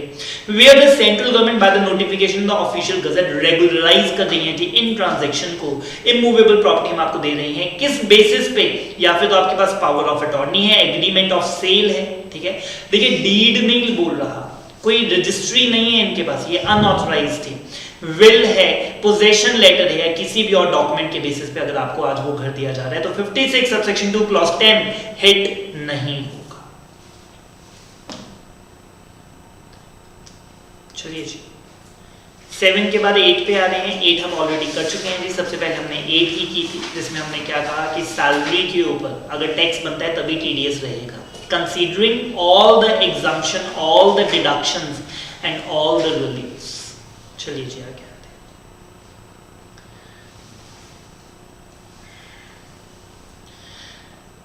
Surcharge के rate individuals के लिए बढ़ाए गए, ठीक है, बहुत ही इंपॉर्टेंट अमेंडमेंट है जी ये, बट ये उससे रिलेटेड नहीं है। बट सरचार्ज के रेट वैसे आपको पता है कितने,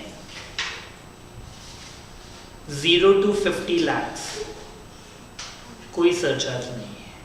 अगर आप 50 लाख से ज़्यादा की रिटर्न भरते हैं अप टू 1 CR 10%, 1 CR से 2 CR की रिटर्न भरते हैं 15%, 2 CR से 5 करोड़ तक की रिटर्न भरते हैं, इनकम बोल रहा हूँ मैं बार बार, ठीक है, कौन से हेड से डजेंट मैटर, टोटल इनकम की बात कर रहा हूँ, देन इट इज 25%। और अगर 5 करोड़ से ऊपर की रिटर्न अगर आप भरते हैं 37% का सरचार्ज आपके ऊपर है, 37 से ऊपर का सरचार्ज, ठीक है। सो मैं आपके लिए कैलकुलेट कर देता हूँ, जो भी पर्सन 5 करोड़ से ऊपर की रिटर्न भरता है उसकी मेजॉरिटी इनकम 30% स्लैब रेट में आ रही है, ठीक है, क्योंकि पहले 10 लाख पे तो उसे इनकम टैक्स की बात करूँ तो पहले 10 लाख पे तो स्लैब रेट है, बट 10 लाख के बाद 30%, ठीक है। सो 10 लाख के ऊपर जितनी भी इनकम है उसकी किस रेट पे टैक्सेबल होगी, 30% plus 37% plus 4%, 42.74, very high rate of tax. जितने भी हमारे देश के मल्टी बिलियनियर्स हैं जो कि अपनी एनुअल इनकम 5 करोड़ से ज़्यादा की दिखाते हैं तो उनको हर 1 करोड़ के अंदर 42 लाख रुपए का टैक्स पे करना पड़ रहा है, ठीक है। सो 1 करोड़ के पीछे 42 लाख रुपए, very very high rate of tax. Are we getting it? But amendment ये नहीं है जी। अमेंडमेंट क्या है वो आप में से सुनेंगे। हमने कहा कि जी सरचार्ज के रेट फाइनेंस एक्ट 2019 में बढ़ाए गए जो कि 5 जुलाई 2019 से लागू हुए। 5 जुलाई 2019 से हमारे देश में लागू हुए।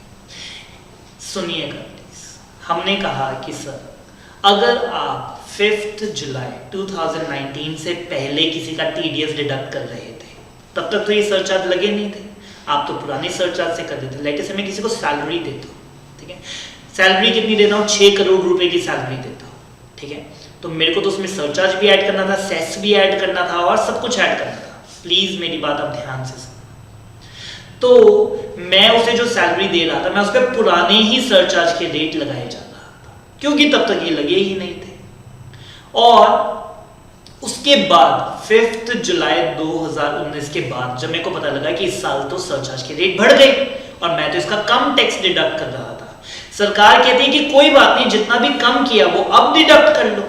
मैंने कहा सर अब कोई पेमेंट है ही नहीं, ठीक है। मैंने इसको पहले क्वार्टर के लिए रखा, ठीक है, अप्रैल मई जून के लिए रखा, 1 जुलाई को नौकरी से निकाल दिया। 5 जुलाई से पहले सारी पेमेंट भी ये ले चुका था, ठीक है, और मैं इसको टीडीएस सर्टिफिकेट भी दे चुका था और मेरी रिटर्न भी जा चुकी है। तो डिडक्टर की कोई रिस्पॉन्सिबिलिटी इस केस में नहीं है। लेकिन अगर मैंने उसे जुलाई 30 को भी कोई पेमेंट की है, ठीक है, फिर तो मेरे पास फुल अपॉर्चुनिटी थी कि जितनी भी पेमेंट मैंने शॉर्ट डिडक्ट की वो मैं अब डिडक्ट कर सकता। एक पहलू तो ये है जिसमें वो कहता है कि अगर आप नीचे बताई गई सारी कंडीशंस पूरी कर देंगे, अगर आप सारी कंडीशन पूरी कर देंगे तो डिडक्टर की कोई रिस्पॉन्सिबिलिटी नहीं है।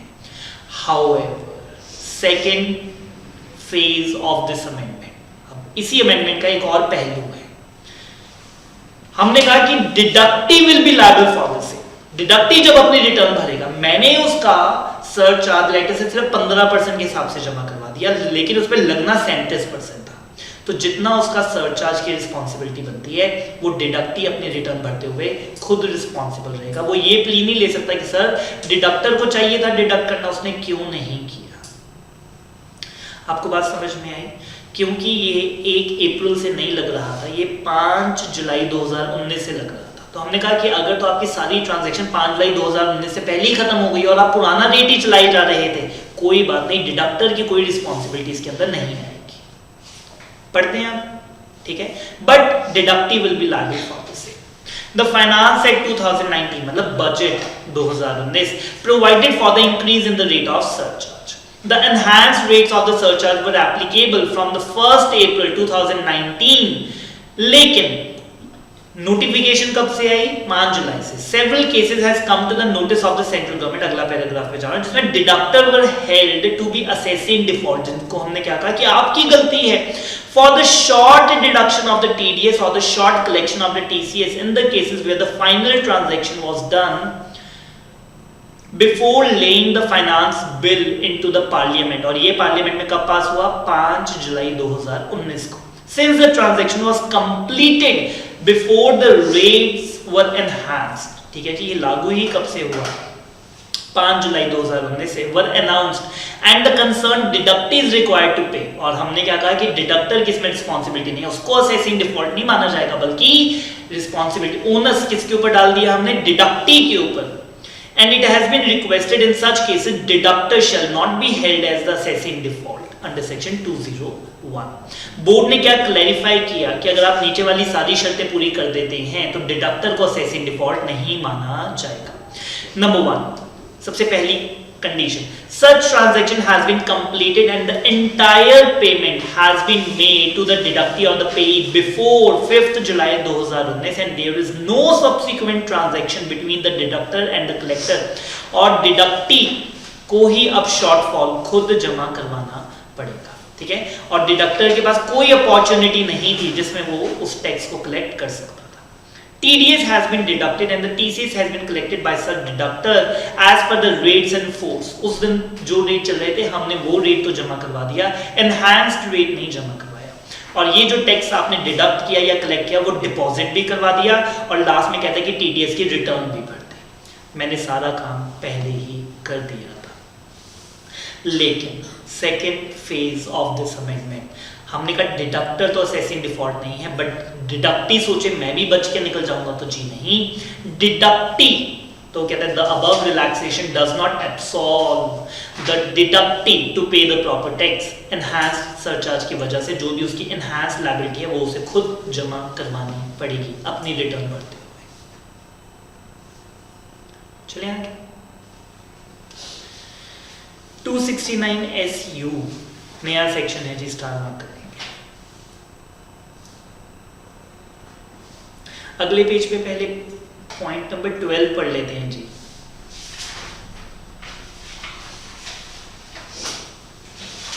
थोड़ा सीक्वेंस ऊपर नीचे, पहले ये पढ़नी चाहिए हमें।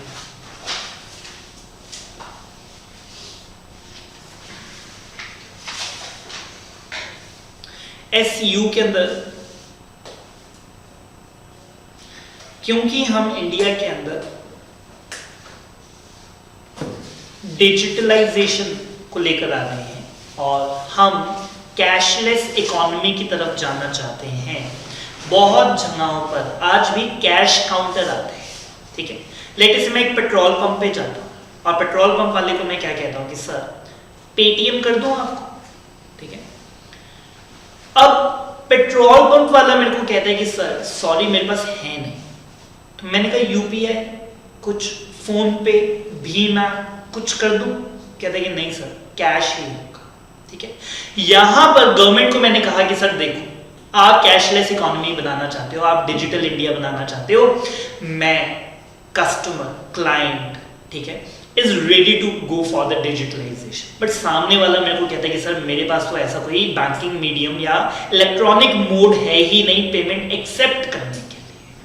तो अब गवर्नमेंट सेक्शन 269 SU लेकर है जिसमें वो कहता है कि अगर पिछले साल में आपकी टर्नओवर 50 करोड़ रुपए से ज्यादा है तो कंपल्सरीली आपको कोई ना कोई एक इलेक्ट्रॉनिक मोड का मीडियम पेमेंट एक्सेप्ट करने के लिए ऑफर अपने कस्टमर्स को करना ही पड़ेगा, मैंडेट है।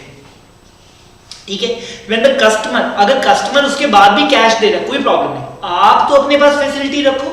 ये तो बड़ा वर्स्ट सिनेरियो था जिसमें कस्टमर बोल रहा है कि सर मैं ऑनलाइन पेमेंट करना चाहता हूं और आप ऑनलाइन पेमेंट एक्सेप्ट नहीं कर रहे।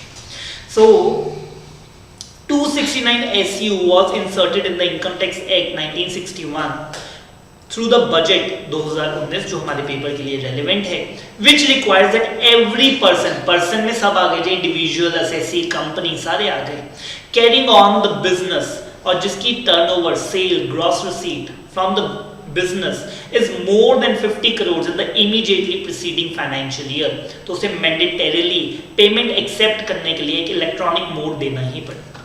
कौन सा electronic mode?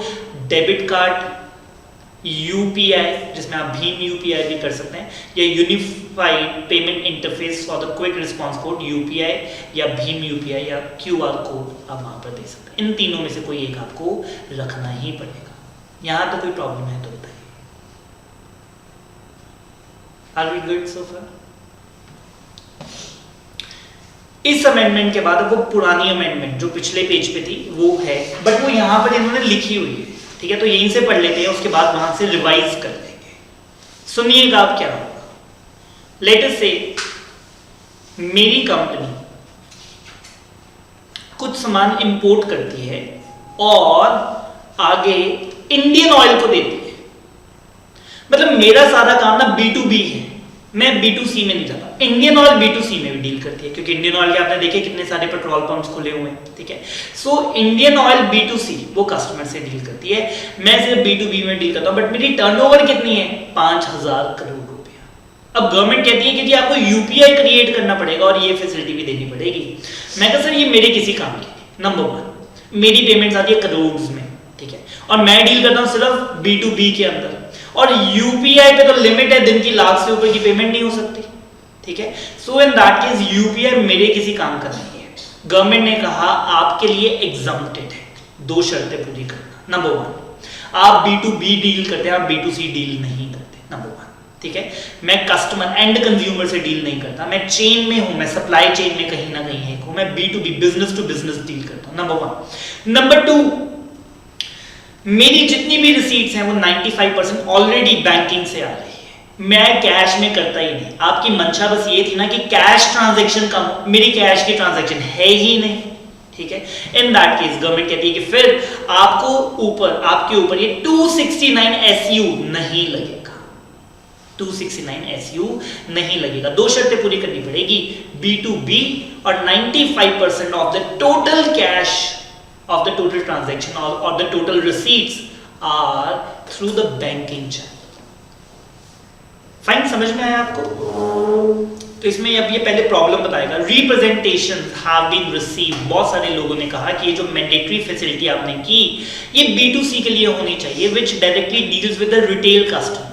Moreover, since the prescribed electronic modes have a maximum payment limit transaction per day. ठीक है, कि आप एक दिन में इससे ज्यादा ट्रांजैक्शन कर भी नहीं सकते, तो वो कहता है B2B के लिए तो ये रेलेवेंट है भी नहीं क्योंकि उनकी तो पेमेंट्स बहुत ज्यादा होती है और वो सिर्फ नेफ्ट और RTGS से ही आती जाती है। Mandating such business to provide the facility, तो वो कहता है कि जी ये इनकन्वीनियंस और ये एडिशनल कॉस्ट ही लगाएगा, बल्कि इसका फायदा कुछ नहीं होगा। इन सब चीजों को ध्यान में रखते हुए हम एक और नोटिफिकेशन लेकर आए। अब ध्यान से सुनना, ये पिछले पेज वाली है लेकिन उन्होंने यहाँ पे बड़े अच्छे वर्ड्स में कवर की है। It has been clarified that the provisions of the section 269 SU of the Act shall not be applicable to a specified person जो सिर्फ और सिर्फ B2B ट्रांजैक्शन करता है, जो कि रिटेल कस्टमर या कंज्यूमर या एंड कंज्यूमर से डील नहीं करता। और वो दूसरी बात ये प्रूव करे, प्लस 2 शर्तें हैं, 95% of the aggregate of all amounts received during the year, including the sale, turnover, gross receipt, are in the mode other than cash.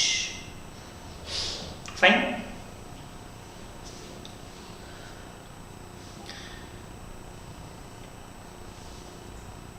सिर्फ वैसे आपसे जानना चाहता हूँ, लेट अस से मेरी कंपनी की सेल्स है, हम B2B में डील करते हैं, मेरी कंपनी की सेल है 100 करोड़, जो कि सारी बैंक से आती है।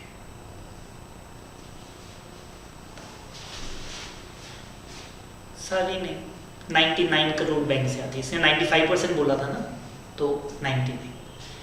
फिर हमारी कंपनी ने लोन लिया है फ्रॉम द डायरेक्टर 20 करोड़ का कैश। माई क्वेश्चन इज 95% के लिए आप 99 डिवाइडेड बाय 100 करोगे या 99 डिवाइडेड बाय 120 करोड़ करोगे? 120। हाउ मेनी ऑफ यू से कि sir we are not eligible for the exemption from 269 SEU, क्योंकि 95% हम पूरी नहीं कर पाते। मतलब इन सिंपल वर्ड्स डिनोमिनेटर में 120 लेना चाहिए। हाउ मेनी ऑफ यू से कि sir 120? How many of you से 100?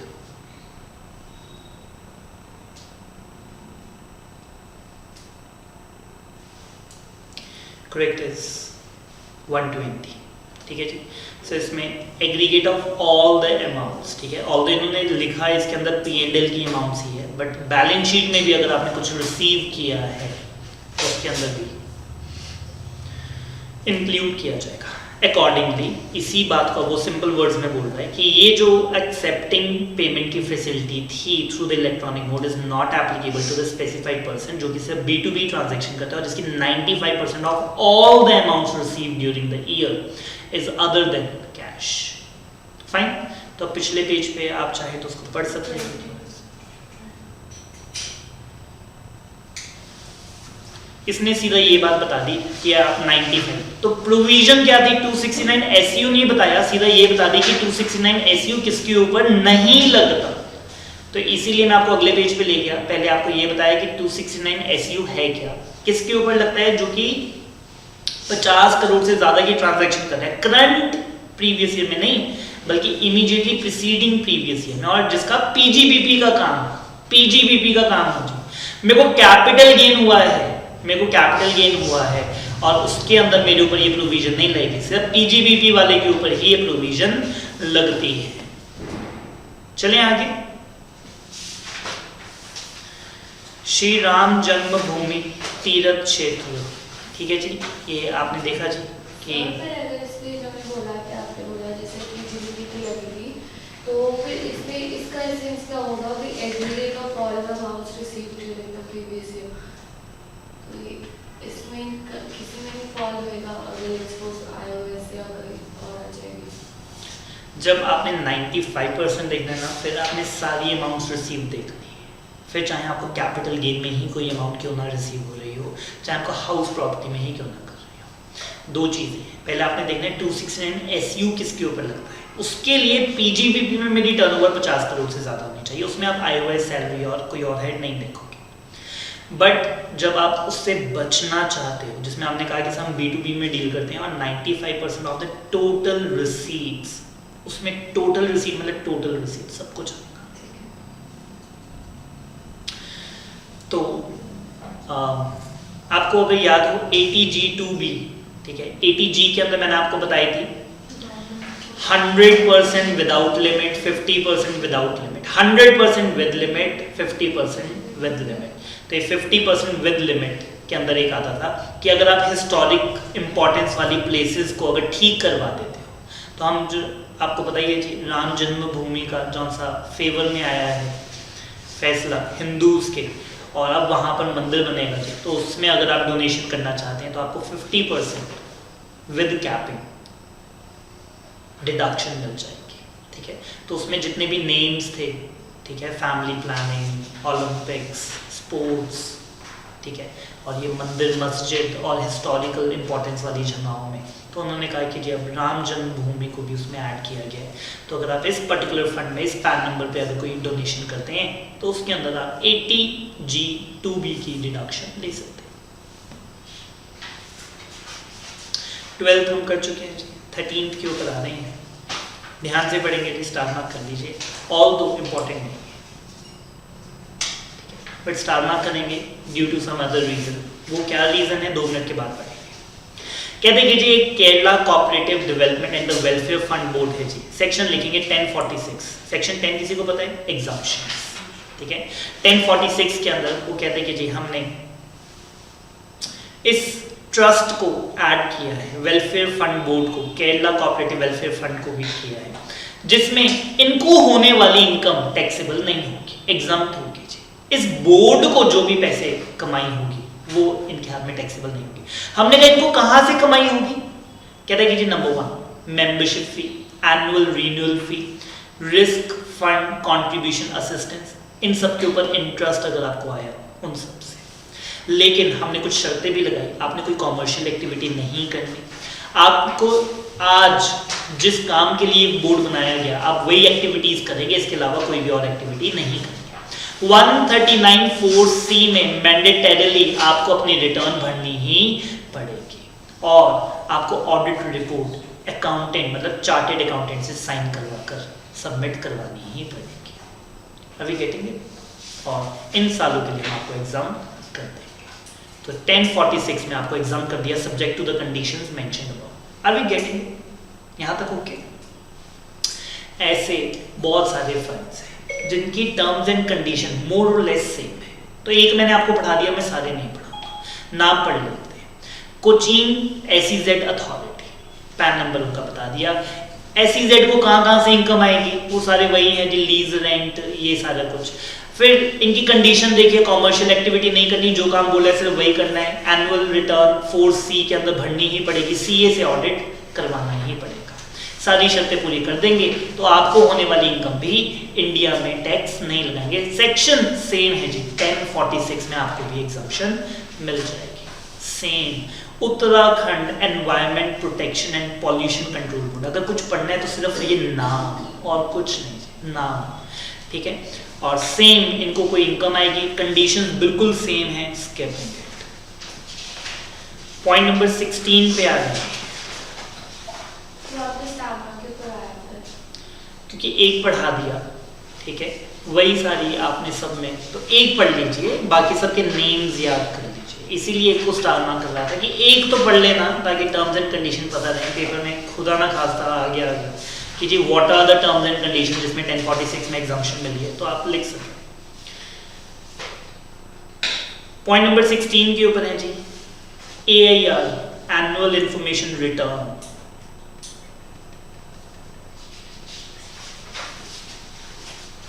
कहते हैं कि when you are playing with the fire ना, तो आपके जलने के चांसेस बहुत ज़्यादा होते हैं। कहीं ना कहीं इनकम टैक्स के साथ यही होना चाहिए। ये आज तक बहुत ज़्यादा ना धूस जमाते थे दूसरे डिपार्टमेंट्स पे कि AIR में ये इन्फॉर्मेशन दो, वो इन्फॉर्मेशन दो। बैंक वालों को कहते थे किसी ने इतने रुपए जमा करना है हमें बताओ। रजिस्ट्रार को कहते थे किसी ने 30 लाख से ज़्यादा की प्रॉपर्टी खरीदी है, हमें उसका नाम पता, एड्रेस दो। टूर एंड ट्रैवलर्स वालों को बोलते थे किसी ने 2 लाख से ऊपर का पैकेज लिया ना, तो हमें उसका नाम एंड एड्रेस दो। गाड़ी वालों को बोलते थे किसी ने 10 लाख से महंगी गाड़ी ली ना, उसका नाम एंड एड्रेस दो। इस तरह से अब अल्टीमेटली इनके ऊपर इनकम टैक्स वालों ने भी कहा, इनकम टैक्स वाले इनकम टैक्स से ही इंफॉर्मेशन अपलोड करवा रहे हैं जी 26 AS में अंडर AIR। आज तक इनकम टैक्स वाले बाहर वालों से, इलेक्ट्रिसिटी बोर्ड वालों से, इलेक्ट्रिसिटी वालों को भी कहते थे किसी का इतने से बड़ा बिल बन जाए ना, उसका नाम पता, एड्रेस हमें देना, ठीक है। और अब इनकम टैक्स वाले ही इसमें आके फंस गए जी। AIS के अंदर पढ़ लेते हैं। CBDT ने AIS को थोड़ा सा मॉडिफाई किया, जिसमें हमने क्या कहा, principal director general of income tax और the director general of income tax और any person authorised by him under the section 285 हमारा AIR का सेक्शन है। एनुअल इंफॉर्मेशन रिटर्न या स्टेटमेंट, कुछ भी आप इसे कह सकते हैं। To upload in its registered account of the assessee. आपको उसकी एनुअल इंफॉर्मेशन स्टेटमेंट के अंदर 26 AS में ये सारी डिटेल्स अपलोड करनी पड़ेगी। नंबर 1, TDS और TCS तो हमेशा से आता था। 26 AS में किसी भी पर्सन का TDS और TCS देख सकते थे। उसके अलावा अगर उसने कोई स्पेसिफाइड फाइनेंशियल ट्रांजैक्शन की है उसके बारे में होना चाहिए। Information relating to the payment of tax, demand और refund, pending proceeding, completed proceeding. अब ये सब कुछ 26 AS में आपको SSC के अपलोड करना पड़ेगा। नीचे वो कहता है कि सेक्शन 90 और 90A, ठीक है जी। सो 90 और 90A दैट इज ट्रीटी के सेक्शन है जी, ठीक है। डबल टैक्सेशन अवॉइडेंस एग्रीमेंट के अंदर अगर कोई इन्फॉर्मेशन आपको रिसीव हुई है किसी और देश से, वो सब कुछ भी आपको इसके अंदर अपलोड करनी पड़ेगी। तो नीचे वो शॉर्ट में बता दीजिए ये सारी बात। कहता है प्रिंसिपल डायरेक्टर जनरल और द डायरेक्टर जनरल और any other person authorised by him, तो उनको अब एनुअल इंफॉर्मेशन स्टेटमेंट 26 AS के अंदर उस असेसी की डिटेल्स अपलोड करनी पड़ेगी। आज तक ये बाहर वालों से सारी इंफॉर्मेशन मांगते थे। CBDT ने इनकम टैक्स वाले ऑफिसर्स को ये कहा कि आप भी अब AIS अपलोड कर दोगे। वेरी इंपॉर्टेंट जी, एग्जीक्यूटिव के लिए MCQ के अंदर आ सकता है जी।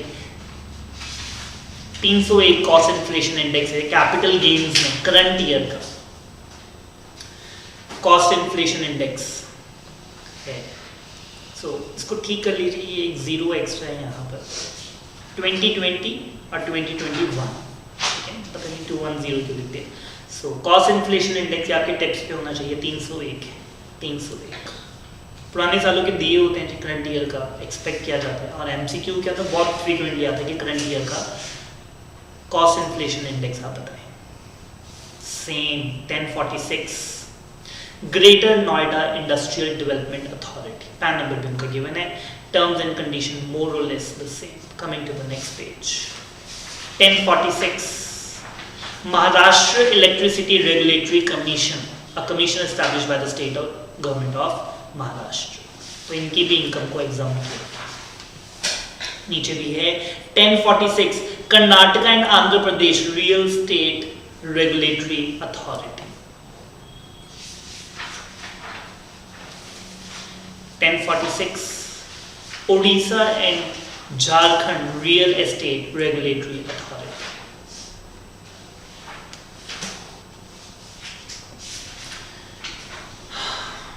रिपीट है जी, ये iOS सेक्शन 56 सबसेक्शन 2 क्लॉज 10 जो मैंने आपको बताया था। अनऑथराइज्ड कॉलोनीज में अगर किसी को ऑनरशिप ट्रांसफर की गई है तो उसके ऊपर ये सेक्शन अप्लाई नहीं होगा। एक्चुअल में पहले एक्ट की बात आ रही थी, यहाँ पे रूल की बात आ रही है। One and the same thing, दोनों उसी से रिलेटेड हैं। Nothing new at all.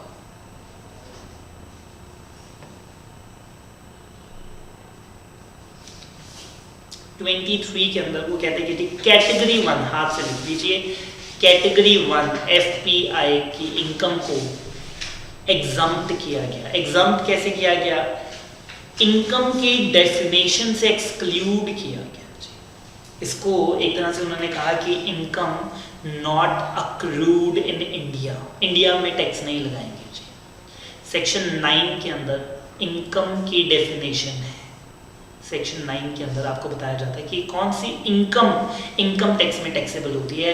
Accrue or arise in India, received in India, deemed to accrue or arise in India और deemed to received in India.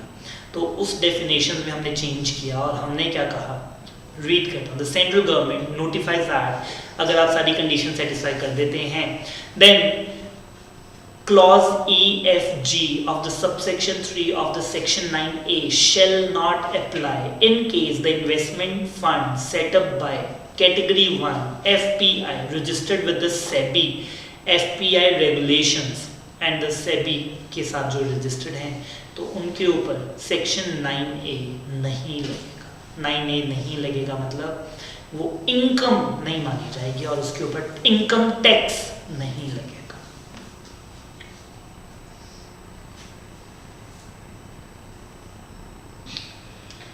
Last point, section 50CA अगर आपको याद हो, unquoted shares अगर fair market value से सस्ते बेचे जाते हैं तो जो डिफरेंस है वो कैपिटल गेन में टैक्स किया जाता है। सेक्शन 50 से आपको पता लग जाना चाहिए कैपिटल गेन, ठीक है जी। सो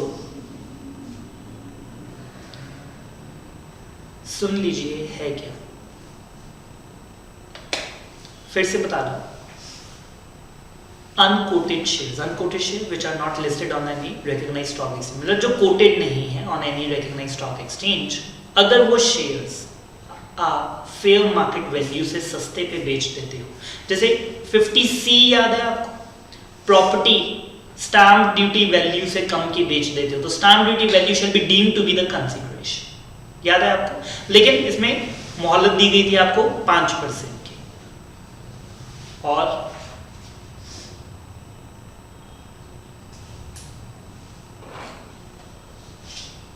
$50C याद है ना, स्टैम्प ड्यूटी, ये तो बहुत इंपॉर्टेंट है जी कैपिटल गेन्स का, ठीक है, जिसमें हम कहते थे कि stamp duty value shall deem to be the full value of consideration. Same point 50CA के अंदर हम बोलते हैं अनकोटेड शेयर्स के केस के अंदर फुल वैल्यू, फुल कंसिडरेशन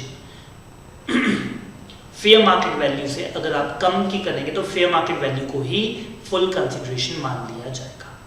तो वो कहता है कि CBDT ने एक बात कही कि ये जो प्रोविजन है 50CA की हमारे ऊपर नहीं लगेगी इन सर्टेन सिचुएशन। वो कौन सी सिचुएशन है ये आपका सप्लीमेंट बताता ही नहीं, ठीक है। तो इसके लिए हमें सर्कुलर खोल के देखना पड़ेगा, सर नोटिफिकेशन नंबर 42/2020। तो ये मैं आपके लिए लेकर आया हूँ, ये देख लेते हैं जी। कहता है कि जी section 50CA shall not apply to any movable property। Movable property क्या है? कहता है अनकोटेड शेयर्स है। अनकोटेड शेयर किसके? कंपनी के या उसकी सब्सिडरी के या सब्सिडरी की सब्सिडरी के। तीन ही लेवल्स इंडिया में अलाउड हैं, ठीक है। So 3 layers are allowed. So company या उसकी सब्सिडरी या उसकी सब्सिडरी। तो वो कहता है कि जी वेयर आप ये 2 शर्तें पूरी कर देना, दोनों पूरी करनी पड़ेगी क्योंकि दोनों के बीच में एंड लिखा हुआ है। नंबर 1 कहता है कि tribunal on the application central government के 241 में कहने पर उन्होंने बोर्ड ऑफ डायरेक्टर्स को सुपरसीड कर दिया और नए डायरेक्टर्स सेंट्रल गवर्नमेंट ने अपॉइंट किए, ठीक है। नंबर 1 उस कंपनी की मैनेजमेंट पुराने डायरेक्टर्स को हटाकर नए डायरेक्टर्स ट्राइब्यूनल ने अपॉइंट किए और मैनेजमेंट को टेक ओवर कर लिया। दूसरा उस कंपनी के शेयर्स या फिर उसकी सब्सिडरी के शेयर्स या उसकी सब्सिडरी के शेयर्स रेजोल्यूशन प्लान के तहत ट्राइब्यूनल ने अप्रूव करके रीजनेबल अपॉर्चुनिटी देकर फिर ट्रांसफर किए, ठीक है। रेजोल्यूशन प्लान आप समझ लें, कंपनी को बचाने के लिए, ये कंपनी बैंकरप्ट होगी, इसको बचाने के लिए। लेटेस्ट से कंपनी को बचाने के लिए कंपनी के जो शेयर थे वो 20 रुपए का शेयर था और ट्राइब्यूनल ने मुझे कहा कि जी हम आपको ये शेयर 15 रुपए में देते हैं, ठीक है। जिससे 15 रुपए मैं कंपनी को दूंगा तो कंपनी अकाउंट में 15 रुपए पहुंच गए, लेकिन मुझे तो 20 रुपए का शेयर मिल गया। अब आप कहेंगे कि सर अनकोटेड शेयर है, फेयर मार्केट वैल्यू से सस्ते पे दे दिए, तो आपके ऊपर तो हम टैक्स लगाएंगे IOS के अंदर, कैपिटल गेन्स के अंदर 50CA के तहत, ठीक है। इन दैट केस मैंने कहा ये मैंने अपनी मर्जी से की, ट्राइब्यूनल ने दिए हैं मेरे को, गवर्नमेंट खुद दे रही है और खुद ही टैक्स लगाई जा रही है, तो हमने कहा फाइन, इस केस में 50CA आपके ऊपर नहीं लगेगा, इस केस में 50CA आपके ऊपर नहीं लगेगा। फिर से बोल रहा हूं, सारी बात फिर से आपको बता रहा हूं। 50CA क्या कहता है कि अगर कोई अनकोटेड शेयर आपने ट्रांसफर किया और फेयर मार्केट वैल्यू से कम पे कर दिए हैं तो जो भी डिफरेंस है उसके ऊपर आपको टैक्स देना पड़ेगा। Fair market value shall deem to be the full value of consideration.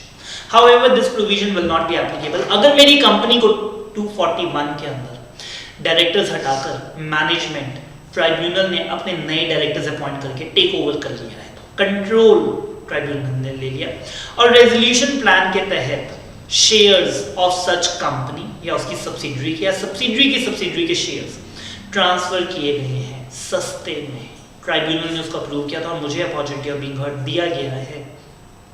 In that case 50CA मेरे ऊपर नहीं लगेगा। तो सप्लीमेंट में इट वाज इनकम्प्लीट, उन्होंने बताया ही नहीं कौन सी कंडीशंस पूरी करनी पड़ेगी और कौन सी सिचुएशन में नहीं लगेगा, बट मैंने आपको यहाँ पे कवर अप करवा दिया। good?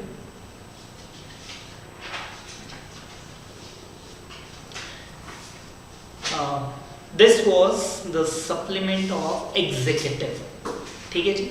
और अगर मैं आपको प्रोफेशनल का सप्लीमेंट दिखाऊं तो it is the same. Professional का सप्लीमेंट सिर्फ 5 पेज का है। डीटी का सप्लीमेंट, हम जीएसटी का सप्लीमेंट तो कर चुके हैं, और डीटी का अगर सप्लीमेंट अगर हम देखते हैं तो एक बार सारा गो थ्रू कर लेते हैं जी। सबसे पहले वो कहता है अदर इलेक्ट्रॉनिक मोड्स कौन कौन से प्रिस्क्राइब्ड हैं, ऑलरेडी कर चुके हैं, ये अमेंडमेंट था। फिर वो कहता है कि जी 115 BAA के लिए कौन सा फॉर्म है, 10IC, और दूसरे के लिए है जी 10ID, तो ये भी हम ऑलरेडी कर चुके हैं। फिर वो कहता है 269 SU किसके ऊपर अप्लाई होता है, जो कि PGBP के अंदर पिछले साल में 50 करोड़ से ज़्यादा की टर्नओवर लगता है, और उसे बैंकिंग मीडियम प्रोवाइड करने दीजिए। बैंकिंग मीडियम भी 3, debit card, UPI and UPI, ठीक है। बट किसको नहीं करने, 2 शर्तें पूरी कर दीजिए। B2B में डील करते हैं और 95% ऑफ द टोटल रिसीट आपकी पहले से ही अदर देन कैश के अंदर होनी चाहिए। फिर कॉस्ट इन्फ्लेशन इंडेक्स बता दिया जी, असेसमेंट ईयर,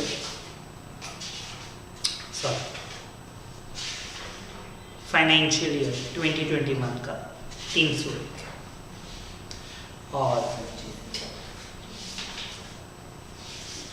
50 CA अभी हमने किया कि अनकोटेड शेयर्स के अंदर 50 CA नहीं लगेगा अगर ट्राइब्यूनल के कहने पे हुआ है और ट्राइब्यूनल ने उसकी मैनेजमेंट को टेक ओवर कर लिया है। सो ये हमारा जो अमेंडमेंट्स हैं फॉर डीटी प्रोफेशनल, वो भी सारी इसमें कवर अप हो गई, बल्कि जहाँ पे ज़्यादा थी मैंने वहाँ से करवाई, सो दैट कॉम्प्रिहेंसिवली हमारी चर्चा हो जाए।